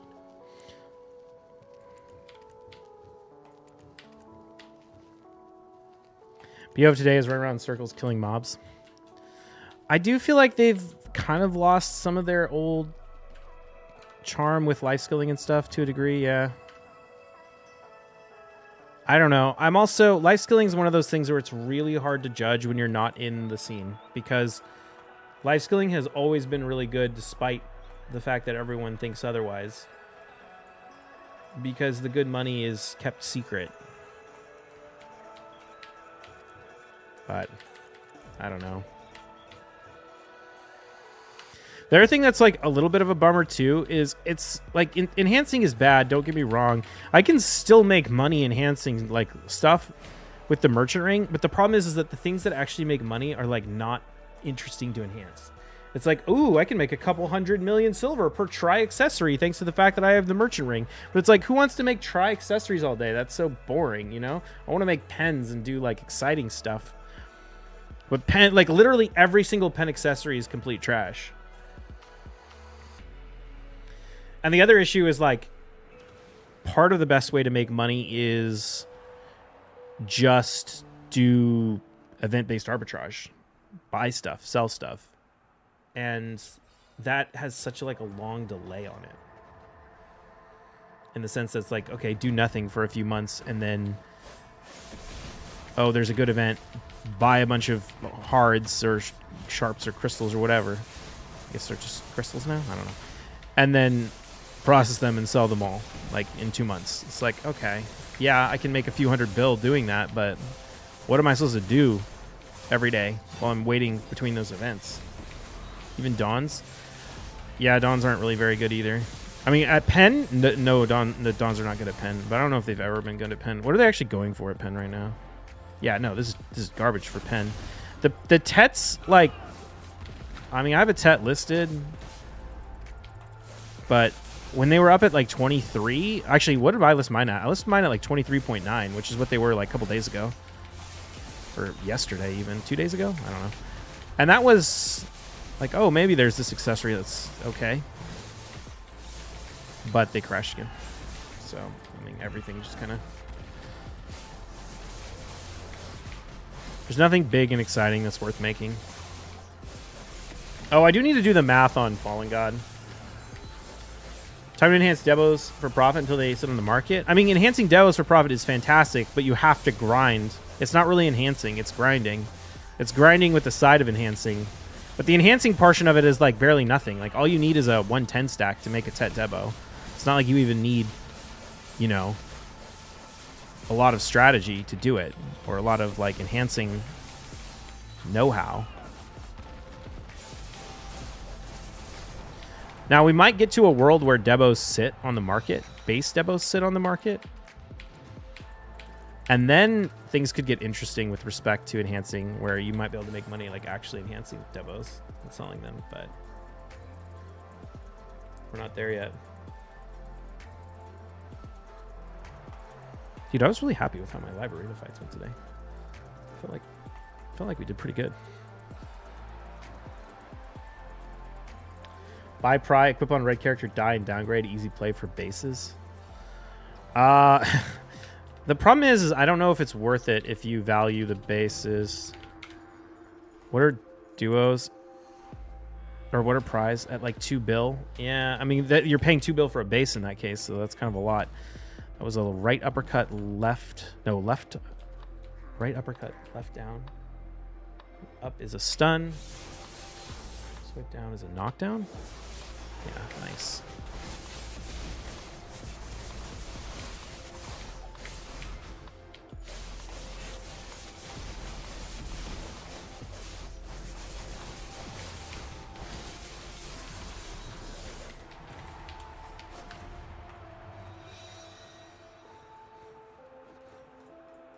They should add a way to like extract 2 bases and get a Tet out of it or something. That would be fun.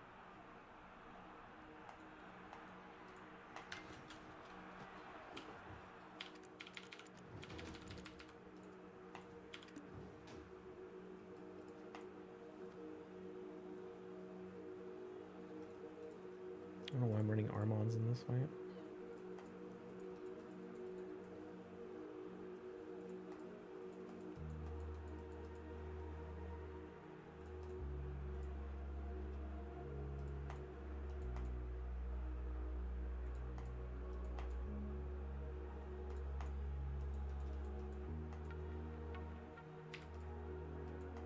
Sorry, I gotta manual this fight in raid.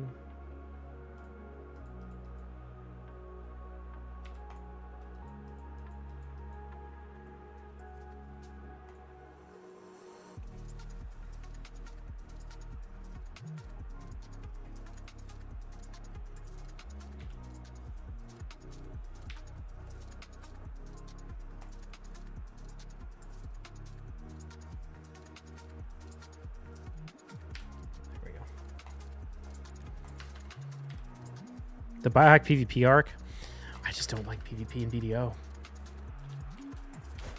Especially with raid. Like, raid totally satisfies my PvP like itch. And I don't like PvP and BDO. I've tried to like PvP and BDO for so long, and I just don't like it.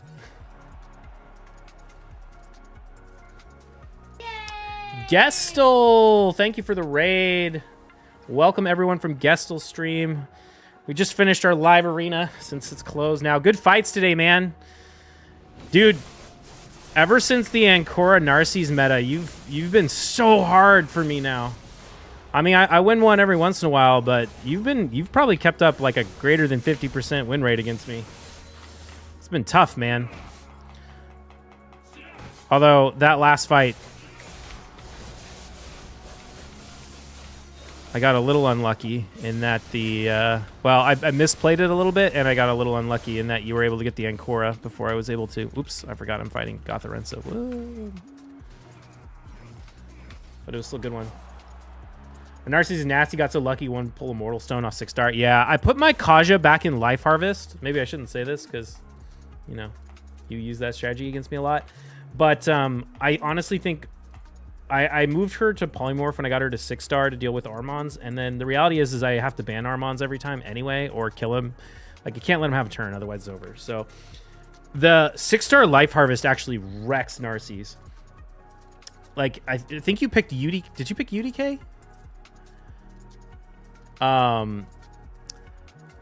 Like, I don't know if you saw, but when your Narcisse did his A2, it hit my Kaja for like 20 damage. It was nothing. It killed the nukers, but the nukers, like, whatever, they're gonna die. But if it wasn't for the fact that the Taurus was able to get all the buffs up and nuke down the Kaja, that would have been a rip.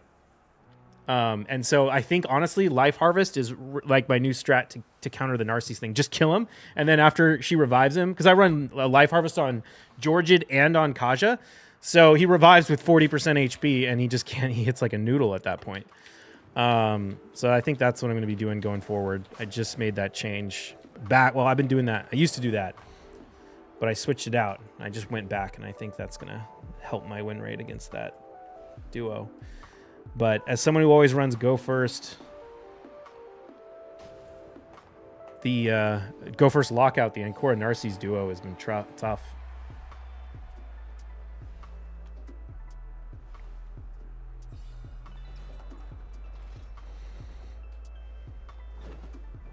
But also it feels like so biased towards whoever picks first. Whoever gets Armons is at such a huge advantage. Oh, I got stunned. I keep freaking... Dude, I gotta pay attention to this fight. I'm not doing the mechanics. Also, that guy's tent going up right on top of me didn't help.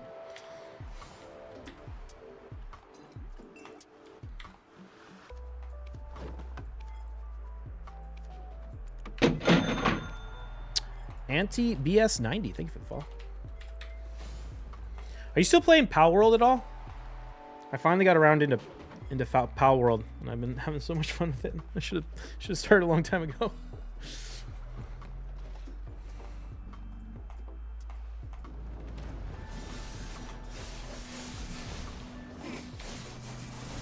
Been playing Valheim? Yeah, I didn't play that when it was popular either. I need to Check that one out at some point.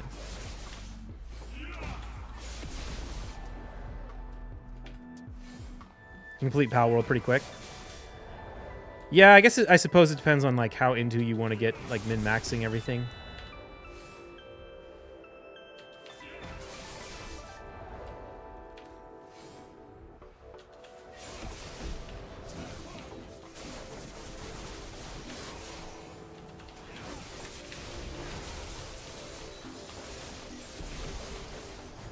With a lot more game come, I'll go back to it. Yeah, I'm interested when they like add PvP and stuff. Oh my god, dude, I hit him in the back like 10 times. Oh. Paying too much attention to chat and screwing up this boss. But to be fair, I definitely did the mechanics that time. I don't know what happened. Smite 2 though, played Smite for 10 years. Yeah, they're making a Smite 2? You still got to come try BDO, man, if you like MMOs. I can't believe you haven't given BDO a shot. Oh, did I start the quest too early? And walk the dog, have a great rest stream. Yeah, sounds good. Sorry, I didn't mean to keep you. Have a good one.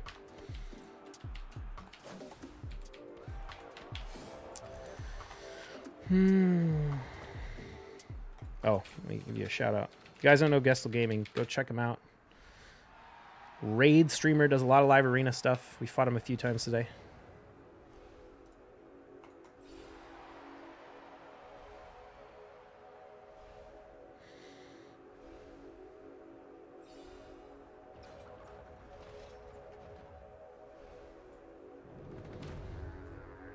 All right, Gotha.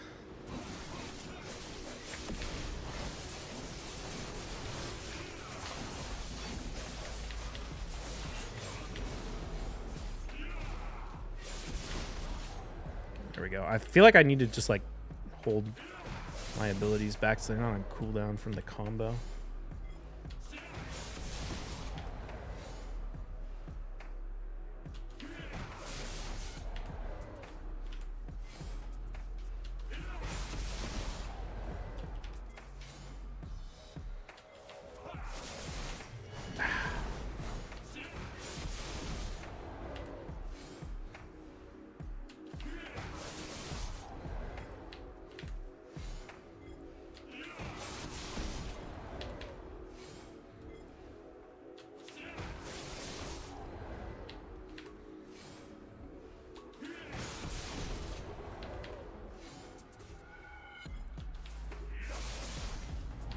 All right, there we go. Give me that big animation.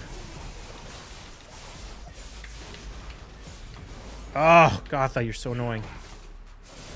Yes. Okay, there we go. It's close enough to die.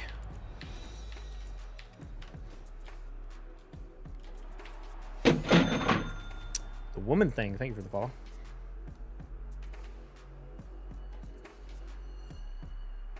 I was not paying attention to what boss I was fighting, and I just put a bunch of nukers with no supports in against a little scarab. Built Kaja because of you, inspired. Nice. How do you like her?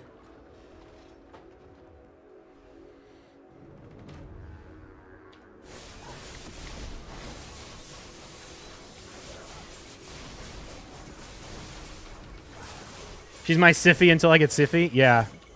I think that's the best way to play her, is basically like budget Siphi. Although to be fair, I think I would still use Kaja over Siphi if I got Siphi. But it depends on if you want to run defensive nukers.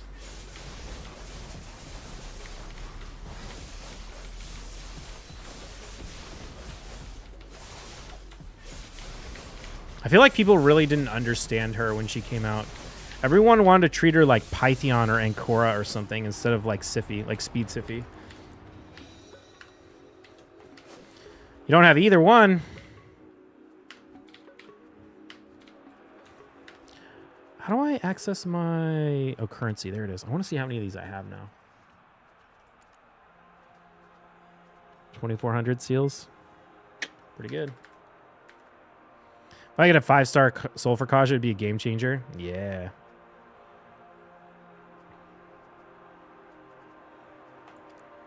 I mean, she's in the thing today.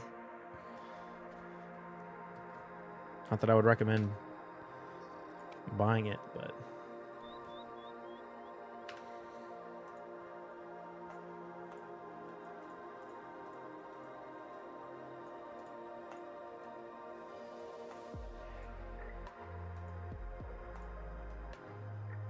oh, you know what? Why am I doing that? I should be going for the boss. So I can do what's his name?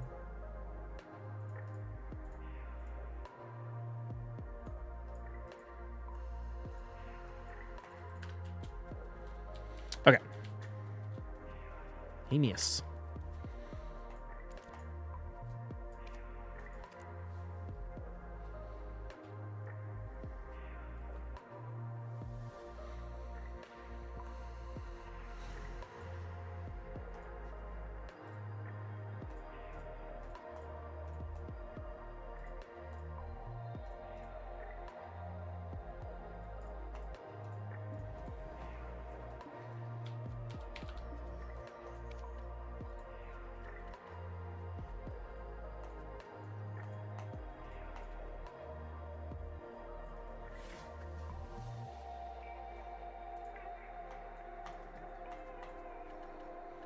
Oh, wait a minute. Did I pick a block revive champion?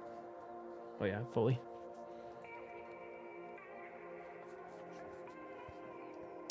Okay. What do I need to enhance? I kind of need to do some of these Debo. Oops, that's storage. Or not Debos, these Laytons, but let's maybe do some eyes real quick.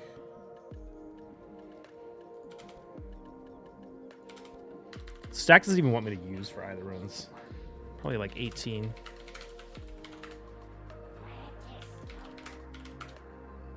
It does. Wow. Soft cap stacks for pry eyes. That's wild. I'm still going to use 20 because I'm lazy. Is BDO going down? Like quality wise or population wise, or like are the servers going down? The servers are going to go down tomorrow for maintenance, but it's not going down tonight. If you're talking about popularity of the game, I wouldn't really say so, no. It had a big resurgence in the summer when they released the Land of the Morning Light, and it was like popping off for a while. So compared to that, population's probably a little bit down, but it, you know, it ebbs and flows with expansions and things. I don't think it's going anywhere anytime soon.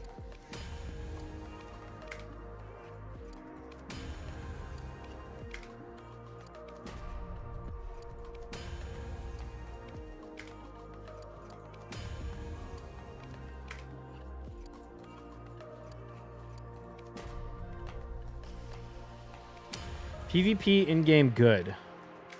It depends on who you ask. A lot of people would say yes, they really like the PvP, and they say BDO is a PvP game. I personally don't really like the PvP, but that says more about like me and the kind of PvP I prefer than the game necessarily.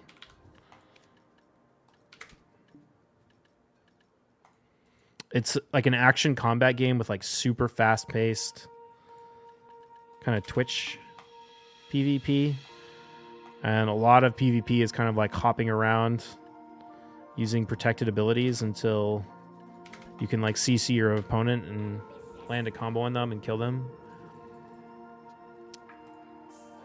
And it's not exactly my style, but works for a lot of people.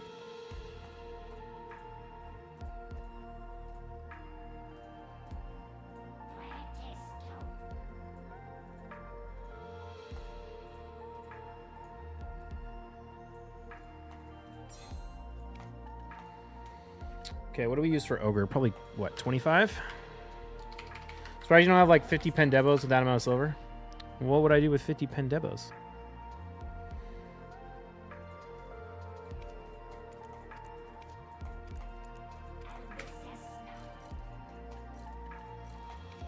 I do need to make a Pendebo, another Pendebo neck. Sell them and get more silver? Well, making Pendebos isn't profitable. Well, okay, that's not entirely true. It's better to sell at Tet than it is to make pen. Let's put it that way. So there's no reason to make pen devos. Although, pretty soon we might see them start to sit because they're getting close. When the bases get, or when the tets get to around like 65, it starts to become potentially about the same to make the tet as the pen. If you're going to sell it at tet. But it's not really worth buying tet to hit pen until they're like 60 or like 55 or maybe lower. And that's only if you have a merchant ring.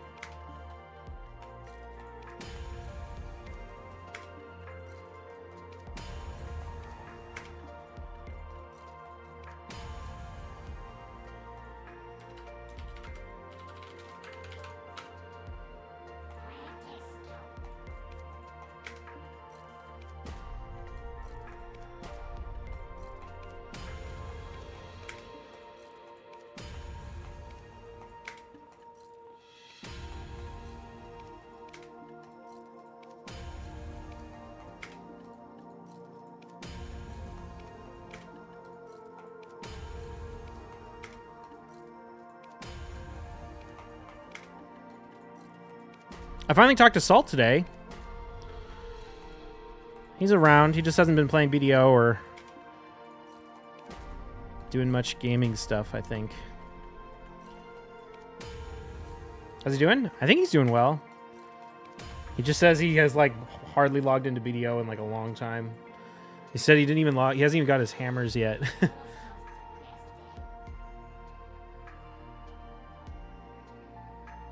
He's thinking about coming back to Raid, actually.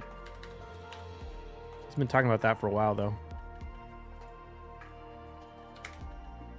For those of you who don't know, Salt was a Raid Shadow Legends content creator back in the day. Actually, before he even played BDO, I used to watch his Raid videos. And I was like, this guy sounds so familiar. But I don't think he's made Raid. I mean, he hasn't made Raid content in like years and years. Serious question at this point at the game, where you have everything, do you enjoy grinding, just gambling, enhancing items, to be honest? I really enjoy enhancing.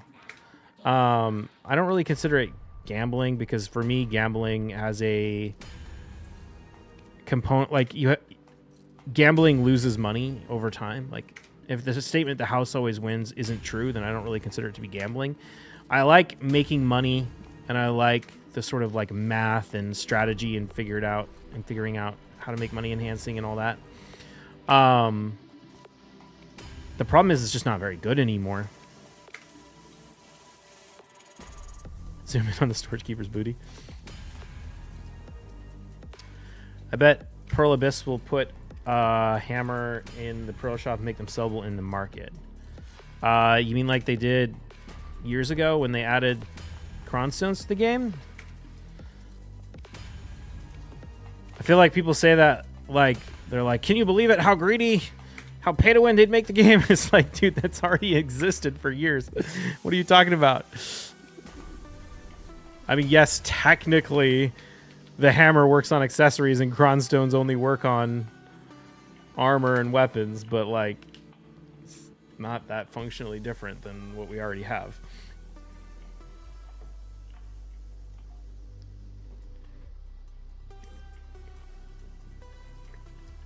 It's hard to get too worked up about pay to win in BDO these days when everyone's hard capped, though. Okay, not literally everyone, but it just doesn't feel like gear is that important. And like, even if you pay to win a bunch, it's like all you're doing is catching up to the people who've been hard capped for years. So I don't know. I don't really. Oh, shoot.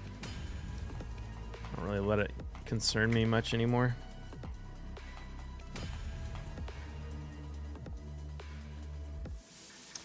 They said there'd be no pay to win in NAU version.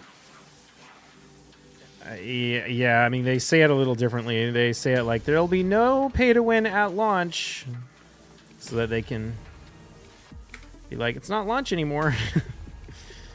But I don't know. I feel like complaining about pay to win in BDO is like so 2018, 2019. Like at this point, they've been getting less pay to win for years now, and they've been making the game more and more free-to-play friendly, so it's hard to get super worked up about it.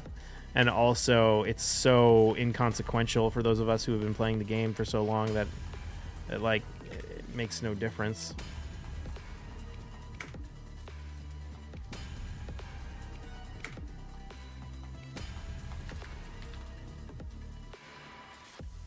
I mean, even for new players, it doesn't really matter when like so much of the PvP is gear capped and stuff anyway. Like, where does it even matter? Siege? Does anyone even do Siege anymore? What is BDO exactly? I've never played it before. It's an MMORPG. It's like an open world sandboxy MMORPG. It's kind of like, it's a Korean grinder too, so it's like a very grindy open world game with lots of different systems, progression paths and things. It was more of a hot topic when gear checking was the thing. Yeah, I think that's the thing, is like gear is the least consequential it's ever been.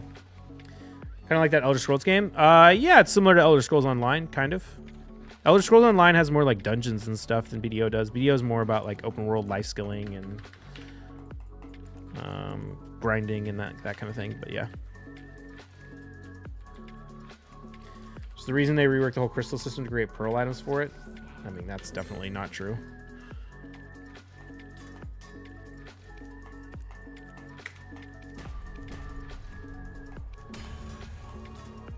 I do think it's dumb that we have pearl breaking in the game. They should have got rid of that, but they had other motivations for reworking the crystal system.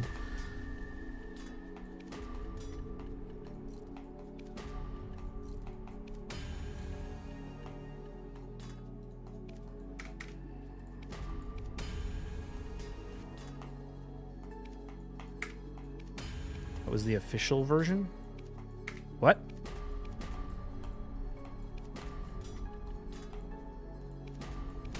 Just to be politically correct. I don't think you know what politically correct means, because that's not what that is saying. But either way, no. I mean, it's pretty obvious not the case. You're just choosing to look at it in a very cynical and not very realistic light to reach that conclusion.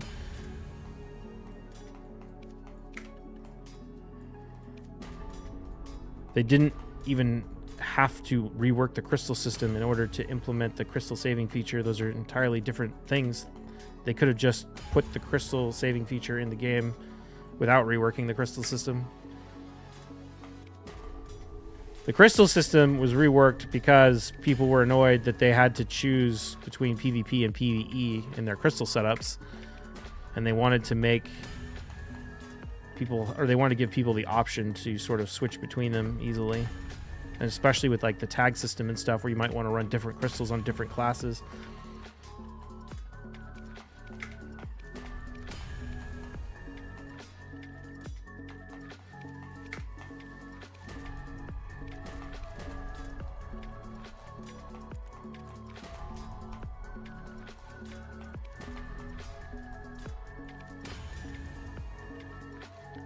Could have Adobe it the whole time?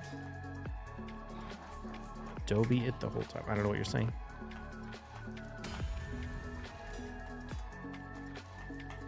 The crystal, I mean, if you want, like, there's perfectly legitimate reasons, things to complain about. The entire crystal breaking system is stupid as hell, and they should just get rid of crystal breaking entirely. And the addition of a cash shop item that kind of but doesn't really save your crystals is stupid.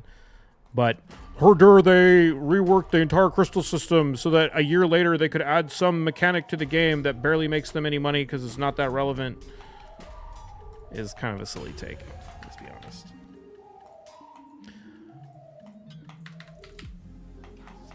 Like, there's very clear motivations for why the system needed to be reworked, and it's a good change. So I'm very glad that they added the crystal system. Crystal slot expansion, the whole like system of taking the crystals out of gear and making it something that you can make crystal presets and switch between them, like, that was very clearly a quality of life change, and it was a very nice and positive quality of life change for the game. It's kind of a silly thing to complain about. Think they added some sort of durability on crystals? You think they just need to do away with the breaking altogether? I mean, they could add durability or something, but the big problem is that there are crystals that are super expensive and really difficult to replace. And if they break, you're just like, shit, man. It's an absurd amount of money to lose, and it's super annoying to have to replace them. So yeah, they just need to get rid of the crystal breaking. But if you had like a durability system where you could just like pay to like get an item to repair it or something, I think that would be fine.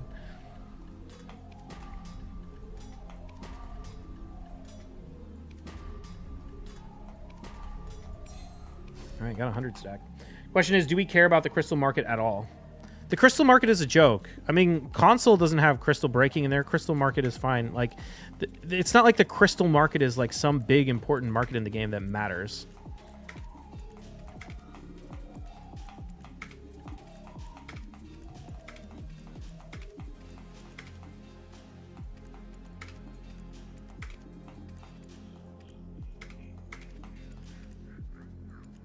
Nothing to complain about. These markets are fine. What's up, Snips? After enhancing sessions, when do you decide to put or not put enhanced gear on the market? I mean, it's just based on the prices. I know how much it costs me to make something, and I have to be able to make a profit, or I'm not going to sell it. Oh, speaking of, what do I do with these pen accessories I made like 7 months ago that are not worth anything anymore? I was holding them to like wait for the price to go up, and now they're trash, and I'm like, maybe I should dump them. But also I'm like, maybe now's a bad time to dump them because they are kind of going back up a little bit after the pity came out. They're obviously never going to go back to where they were, but I don't know what to do with them. Console, there's no crystal breaking system? No, they haven't had crystal breaking in a long time on console.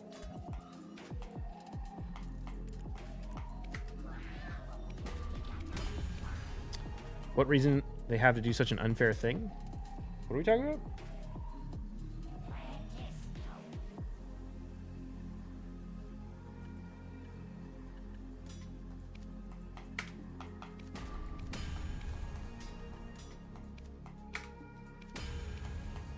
They play a different game? Yes. Why is console have it and PC not? Because they didn't want to have to constantly be replacing people's crystals for lag and shit on console. Because they get more lag than PC does. Oh shoot, what am I doing? I'm not supposed to be using 40 stacks for these. I'm supposed to be using like 35s.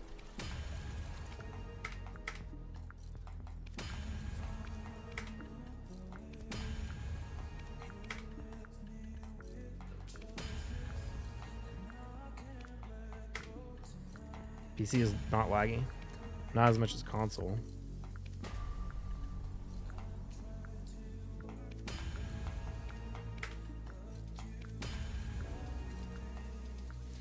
Console runs like shit and we don't have a next gen port. Yeah.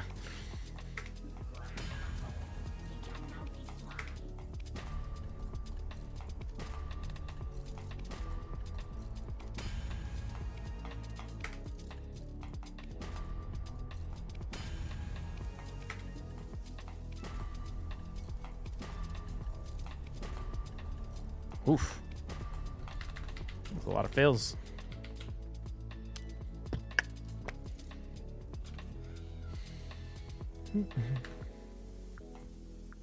Instead of focusing on completely on PC, they released console version. Yeah. I mean, I don't know. I just feel like console doesn't really make them enough money for them to like care about keeping it in a good state. And it's also, I feel like console is like the most work for the least amount of return. And so I feel like they've just had a hard time properly treating it. Dude! These duos, man. Have you always played Kuno? No, I've played a few different things throughout the years. What is with this Pry RNG, man? Or this Duo RNG? It's supposed to be almost 50%, and they're like... so many fails. What the hell? It's happening again!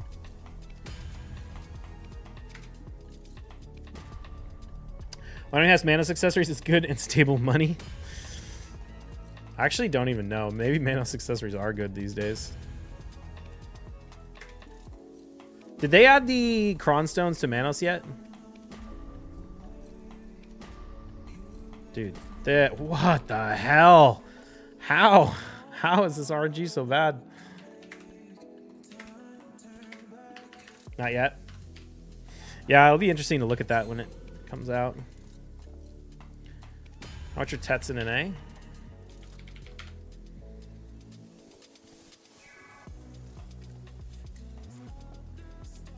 Oh, not quite max. 29.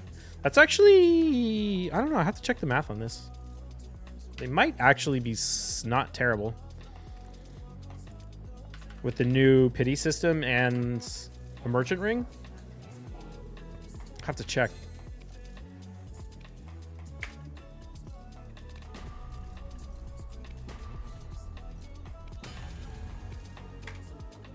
The thing is they raised the price of sharps or crystals, black gem. What are we calling these things? Crystal shards, maybe? Yeah. Okay. Shards. They raised the price of shards a while back, right? And that obviously made the stones for Manos more expensive, which made Manos enhancing more expensive, and it wasn't good before. So I don't know like how the numbers work out in the current version of the game or current state of the economy.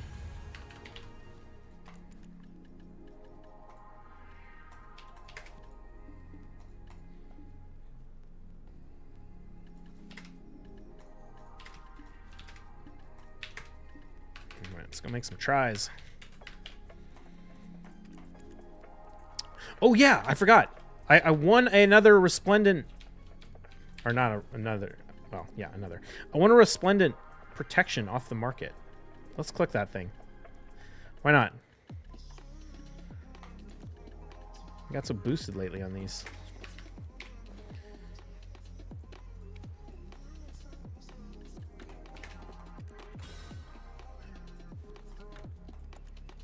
All right, we're gonna do a bet.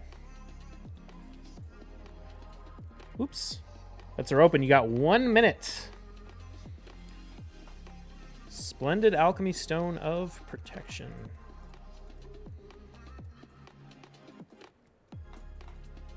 Where'd you get richer? That's right. I mean, that's nothing compared to that Splendid we won, though. That was wild. It's a success percent. 3? Is it 2 or 3? Can't remember. I think it's 3. Can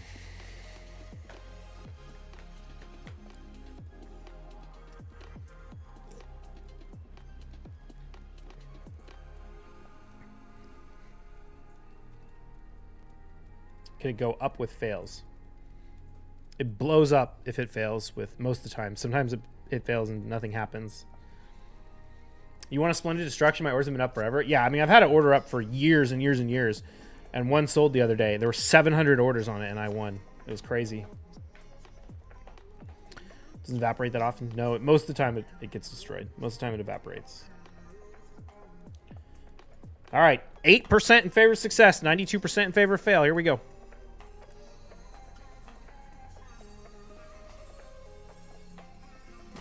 Oh, rip. Rip 5 bill. Fails, you win. Put that in my spreadsheet. Blown up 42 of those things now.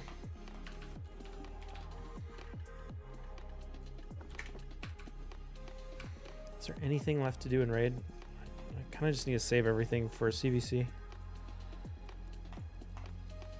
I could do Doom Tower, but I don't even want to get the energy from that yet. Yeah, no, just chilling. Bio, what you say if I tell you that I had 13k power crystals and PA I'd take them away from my account? Power crystals?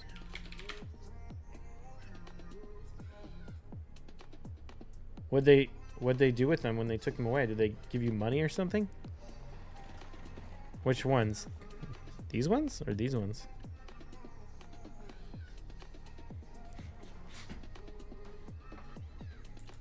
They've stolen? How did you get 13,000 of them?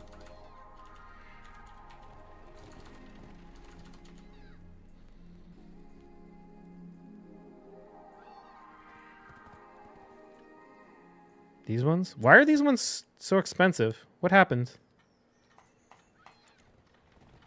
Have these always been this expensive?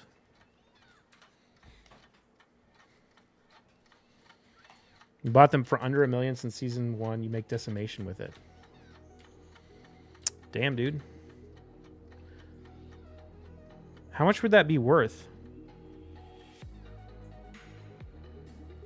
Like 3 trillion?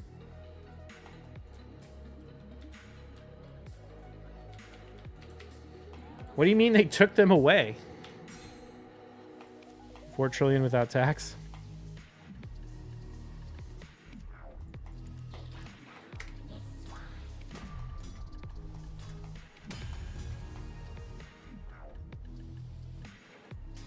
When the crystal change came out, you can infinitely stack them and get more AP. They shot up. Ah, I see.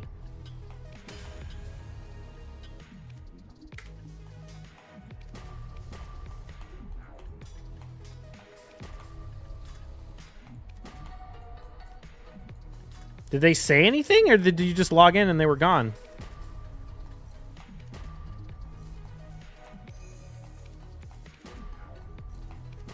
Dude, what is with my accessory RNG today?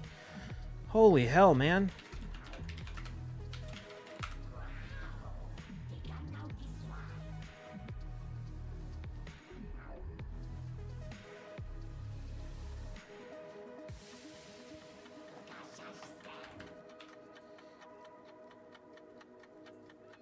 They stole in October or November of 2023 and they never gave me compensation. Oh, dude, that's funny as shit. Sorry. That's funny. They claim I grinded them all into Blackstone powder?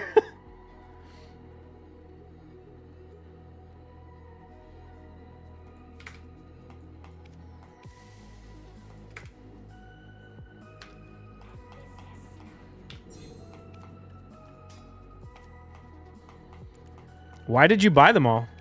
Did you...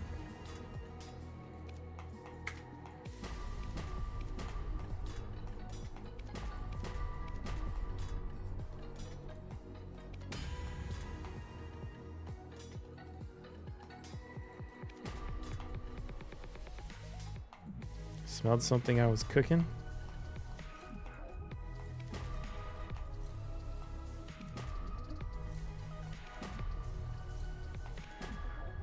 Dude, look at this bullshit, man. Holy shit. Look at this garbage. We just hit 2 out of 1, 2, 3, 4, 12, 14? 2 out of 14. It's almost a 50% chance. What the hell is going on today? And that was after getting screwed on the duos also.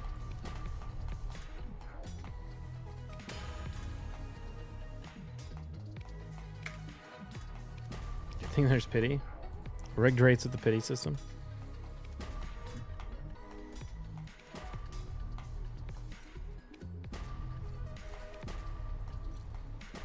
Oh my god, how is it doing it again? Are you fucking kidding me? We just hit 2 out of like 25. What in the world just happened? That's insane. That's so bad.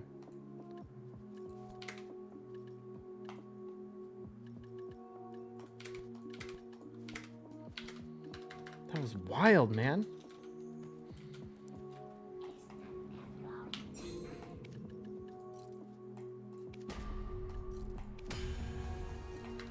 This RNG is like beyond crazy.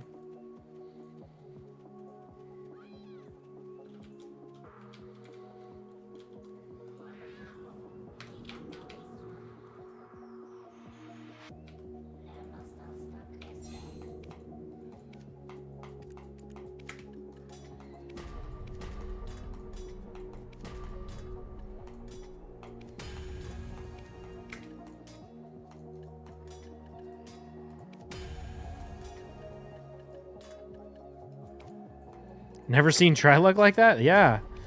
That was absolutely nuts.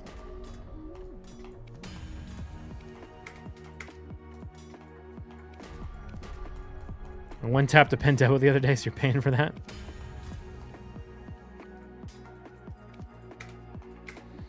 Well, that's boosted. Congrats.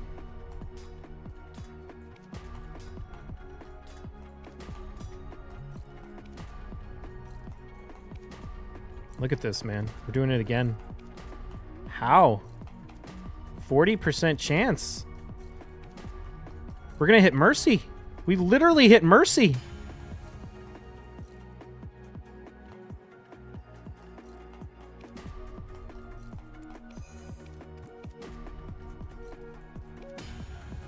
That was like 10 fails in a row on a 40% chance. That's sus. So sus.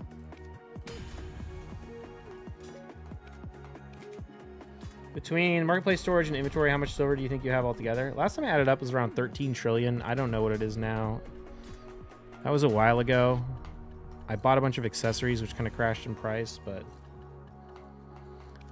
the same time, I've been making money on other things since then, so I don't know how it all evens out, but somewhere around 13 trillion. What's the math on 10 fails, 40%? Let's look.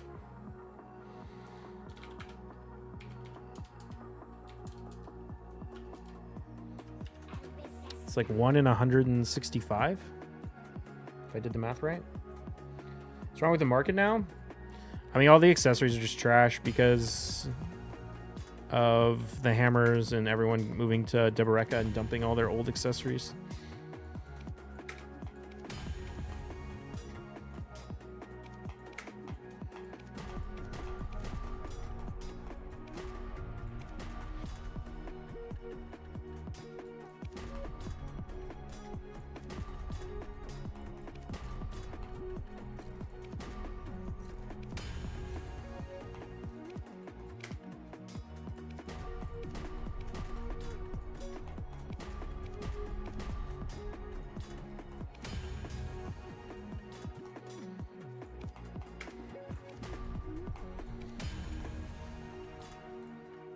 And our bonus duo.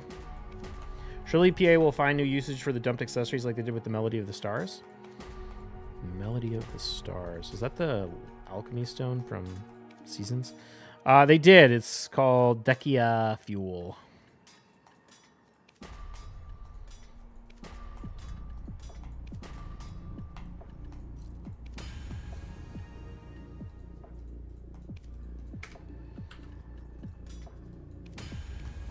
Remember making my whole worker empire back in 2017 the way you used to process stuff? Yep. Workers are another one of those pieces of content that they just kind of let die, unfortunately.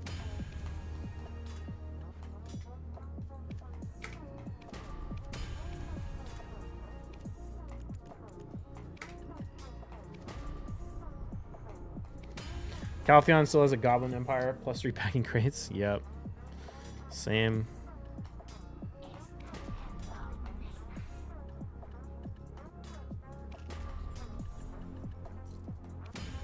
There we go, finally.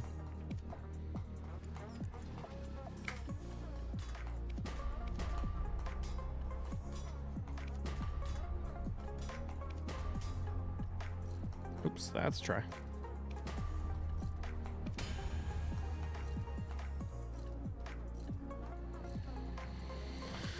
Whew. That's the other problem too, is like I just blow through all my stuff to enhance so fast.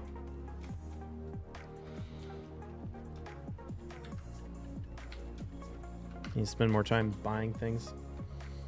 I should add back master workers. I mean, I wouldn't really do much. And the workers aren't really that useful.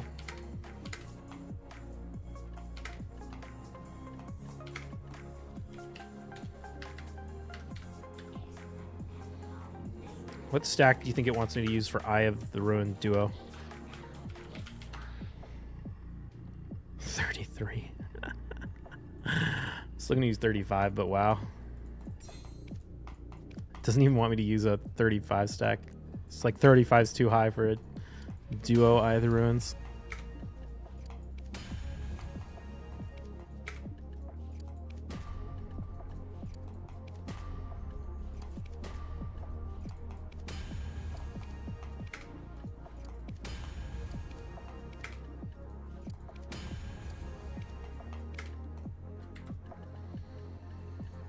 Workers still earn the same they used to. The rest got inflated like crazy. Yeah. I mean, that's why most of the content that used to be relevant is because everything else got better and they stayed the same. That's kind of the problem of like fully managed economy, developer managed economy. Is, you know, if you don't update it, then it just becomes dead. They also didn't do a very good job of building like economic systems, like supply and demand systems for different resources, and then adding different parts of the game to supply it, basically. Like, you want to create a game where you have, you know, some resource that people need in the game, and that you can only get it from like one specific piece of content, and then people do that content and then they trade it for it. But Perlibus starts to do that and then they chicken out and they don't. So the content that people would have done just rots.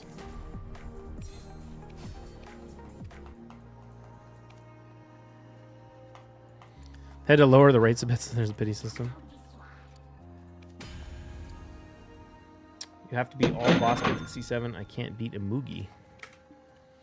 Did I ever do that? I don't even know. Nico 14. Thank you for the follow. You experience difficulties in successfully enhancing after the pity system. I haven't really done that much. I wouldn't try and draw any conclusions either. I would want to like act from like personal experience. It's very easy to convince yourself that you're seeing some pattern which isn't real. You gotta track it and get actual numbers.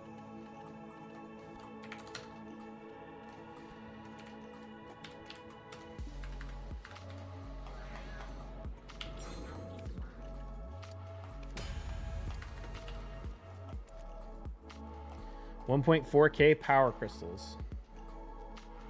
Or 11.4K. Crazy, man.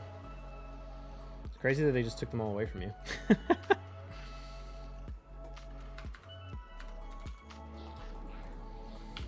I did that in Ion. They had like a crystal fusion system where you could use like the lower level crystals and fuse them into higher level or something like that. And the ones that were max like weren't that useful because you couldn't use them in the fusion or whatever. But I knew that at some point in the future they were going to add the higher level. So I stocked up on like thousands and thousands and thousands of them. Eventually they got buffed and I sold them all for huge profit. Played Ion, when and how long? I played a lot during the first year of North America release. I was like one of, if not the top PvPer on, actually maybe in the whole damn game. On my Chanter. At least for 1v1. Maybe they were afraid of market flooding, so they did an under the table yoink. I don't know. When did you get your PhD in biochem? End of 2017, I think it was. They stole from me. I'm pretty sure what they did against TOS. I doubt that. I'm sure the TOS lets them take shit from you if they want. Doesn't mean they should, but... Were you in SEAL? I played Iron back in 2009, 2011. It was the best PvP I've had. I wish I was a Templar. I was on SEAL. I'd never cared about guild PvP or guild content, so I don't think I was in a particularly... I don't even know what guild I was in. It might have been my own guild. But I would do... what was the name of the top guild? They would hire me to come help with their sieges sometimes.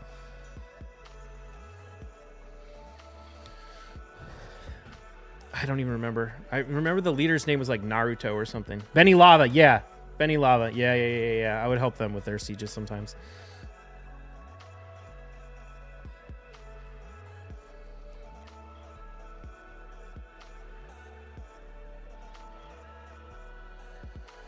When did Ion release in NA? I feel like it was earlier than 2008. Oh, maybe it was. September 22, 2009. Okay. Realistic physics. Thank you for the follow. They were gone. You made them into power, and you regret it. GM have no reason to take your shit and just lie to you. I feel like you're just trolling him.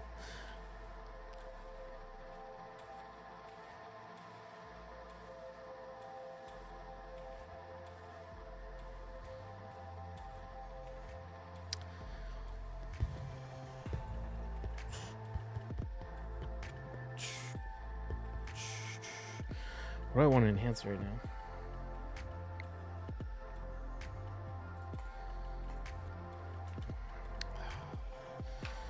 The part of the thing with low stacking all these accessories is you just enhance them so fast. And making, I don't even know if I want to make 110 stacks. I don't know what I want to do. I don't really have anything to enhance. Dude, Eye of the Ruins. It's wild. Look at these, man. 18 mil. What the fuck? Those are the days PvP and Ion missed that shit. BDO and compare the open world PvP and Ion Fort Wars were trash. Yeah, Ion PvP was probably my favorite era of any PvP and any MMO. I used to love just going out in the abyss and just grinding and then having people just like roll up and try and gank me and just like fight them back. And it wasn't like BDO where if you get ganked while you're PvEing, you have to go back to town and swap out all your add-ons and all your accessories and make sure you get the right buffs and all this other bullshit. You could actually just fight people if they tried to attack you while you were PvPing or PvEing.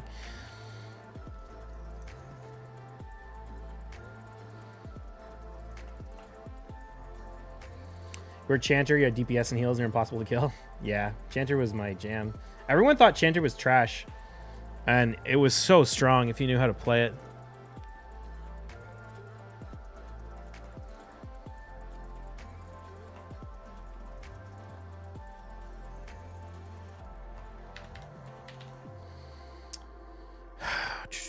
What do I even want to do? I don't even know. You know what I could do? I could go do my horse sketching weekly. I definitely haven't done that.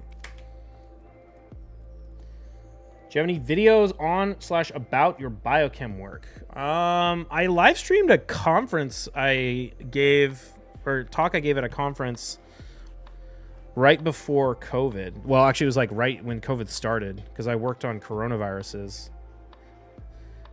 I thought that would be fun. I don't know if there's any videos out there in general.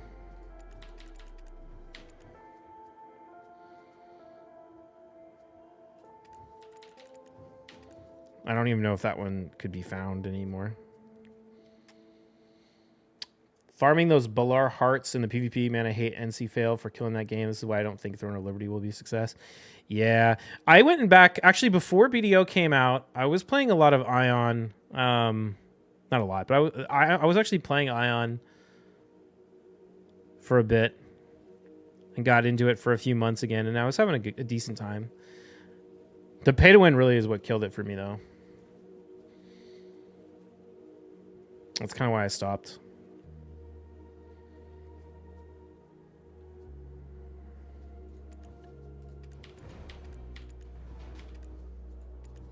I remember I literally like was playing Ion and I went to town and I walked up to a market stall with like a guildie of mine selling just like an ungodly amount of shit that they'd bought in the cash shop.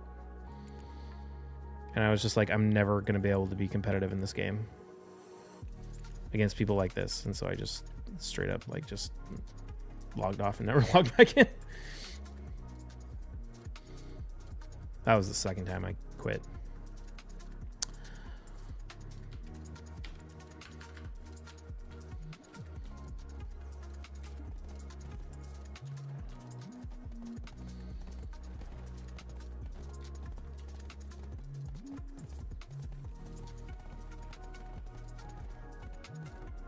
Pino's Horde show now. They're milking those 100 idiots that are left in there. Doesn't the like EU server still have some people that playing? They're making Ion too, aren't they?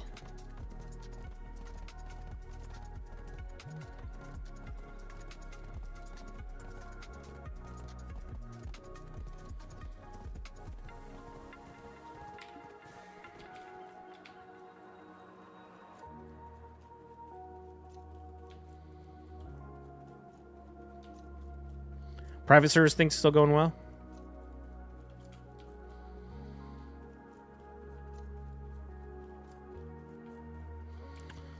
All right, where is the horse? Someone catch it already? Eye on America.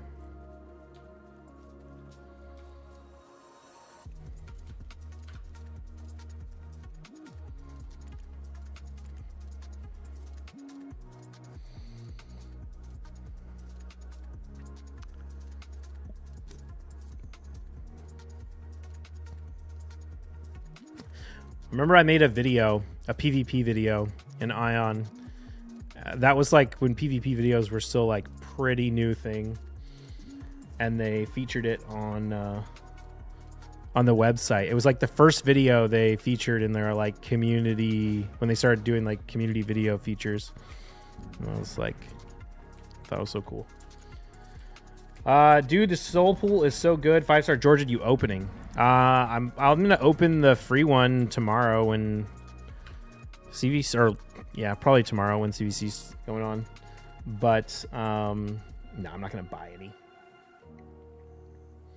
Like the average cost to get a 6-star Lego is like $250, and only like 2% of them. The only one I would care about is Arbiter or Georgia.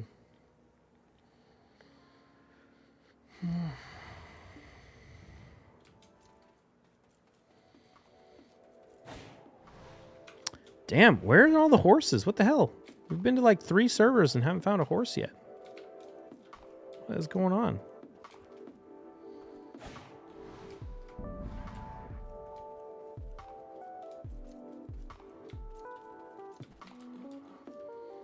Down the hill towards the imps? Did they move it? It used to be up here.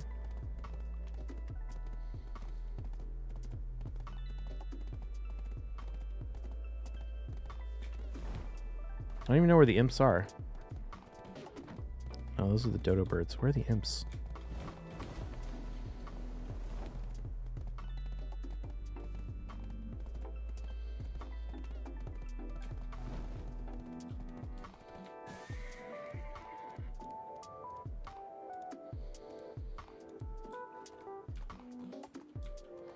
Lunch farm ruin, close to that corner. Down here? I don't want to go down here.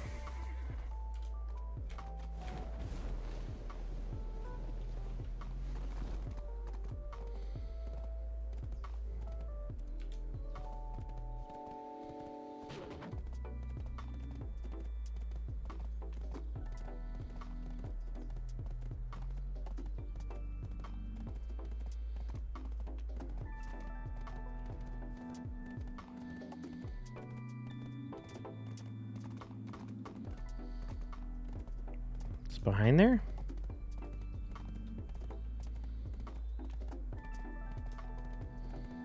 Bit east of it. Bit east of the ruins?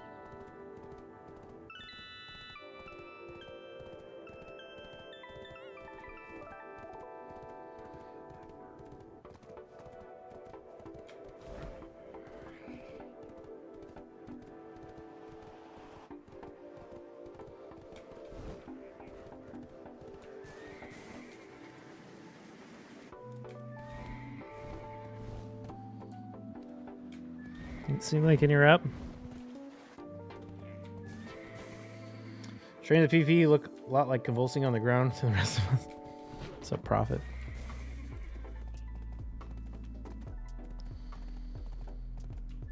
And the beam of the auto path towards Heidel in that corner.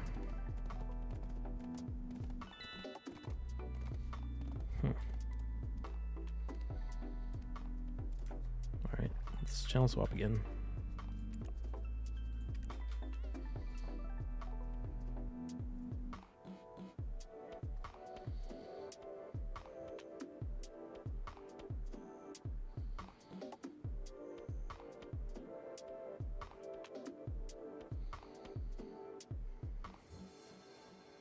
Across the tiny road.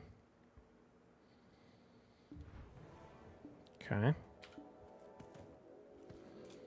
This little tiny road. Ah, there's a horse. There are definitely normally horses on that hill, though, where I was at. That's where I usually catch them. So I don't know why there weren't any. They have a 60-minute respawn time. Now they're like 3 to 4.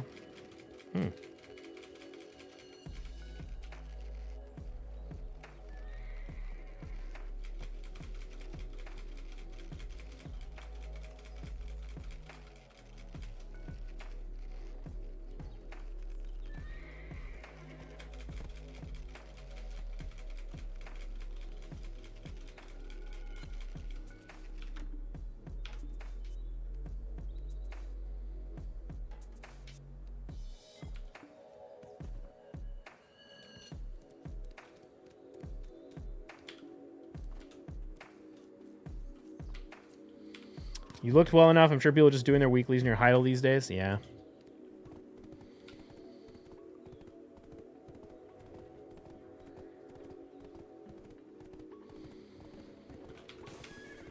Oops.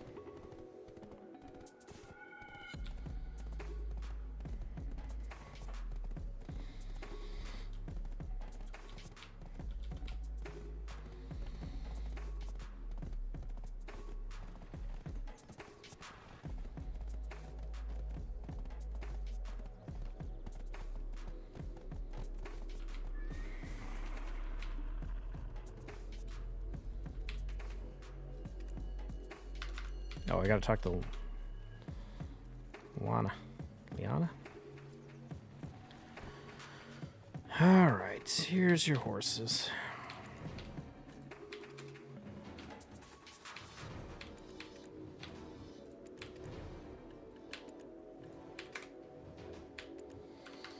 I really should go back to watching the market for Tira, or for horses like an Imperial. I don't know why. Oh, because I need to check this one in.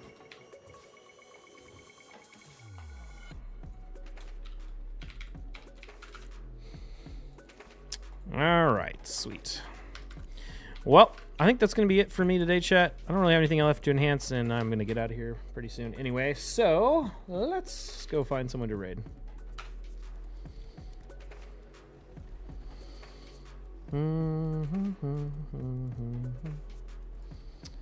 Why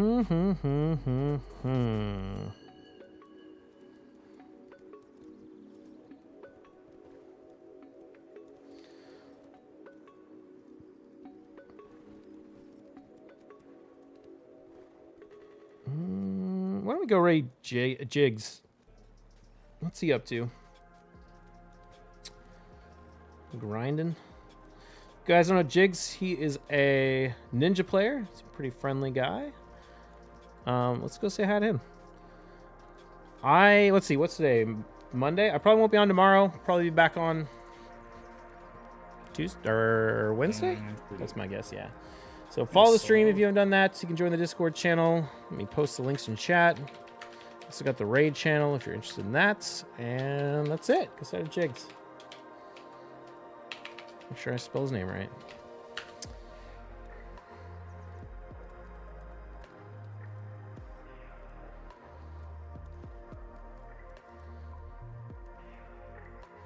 Here we go. Peace.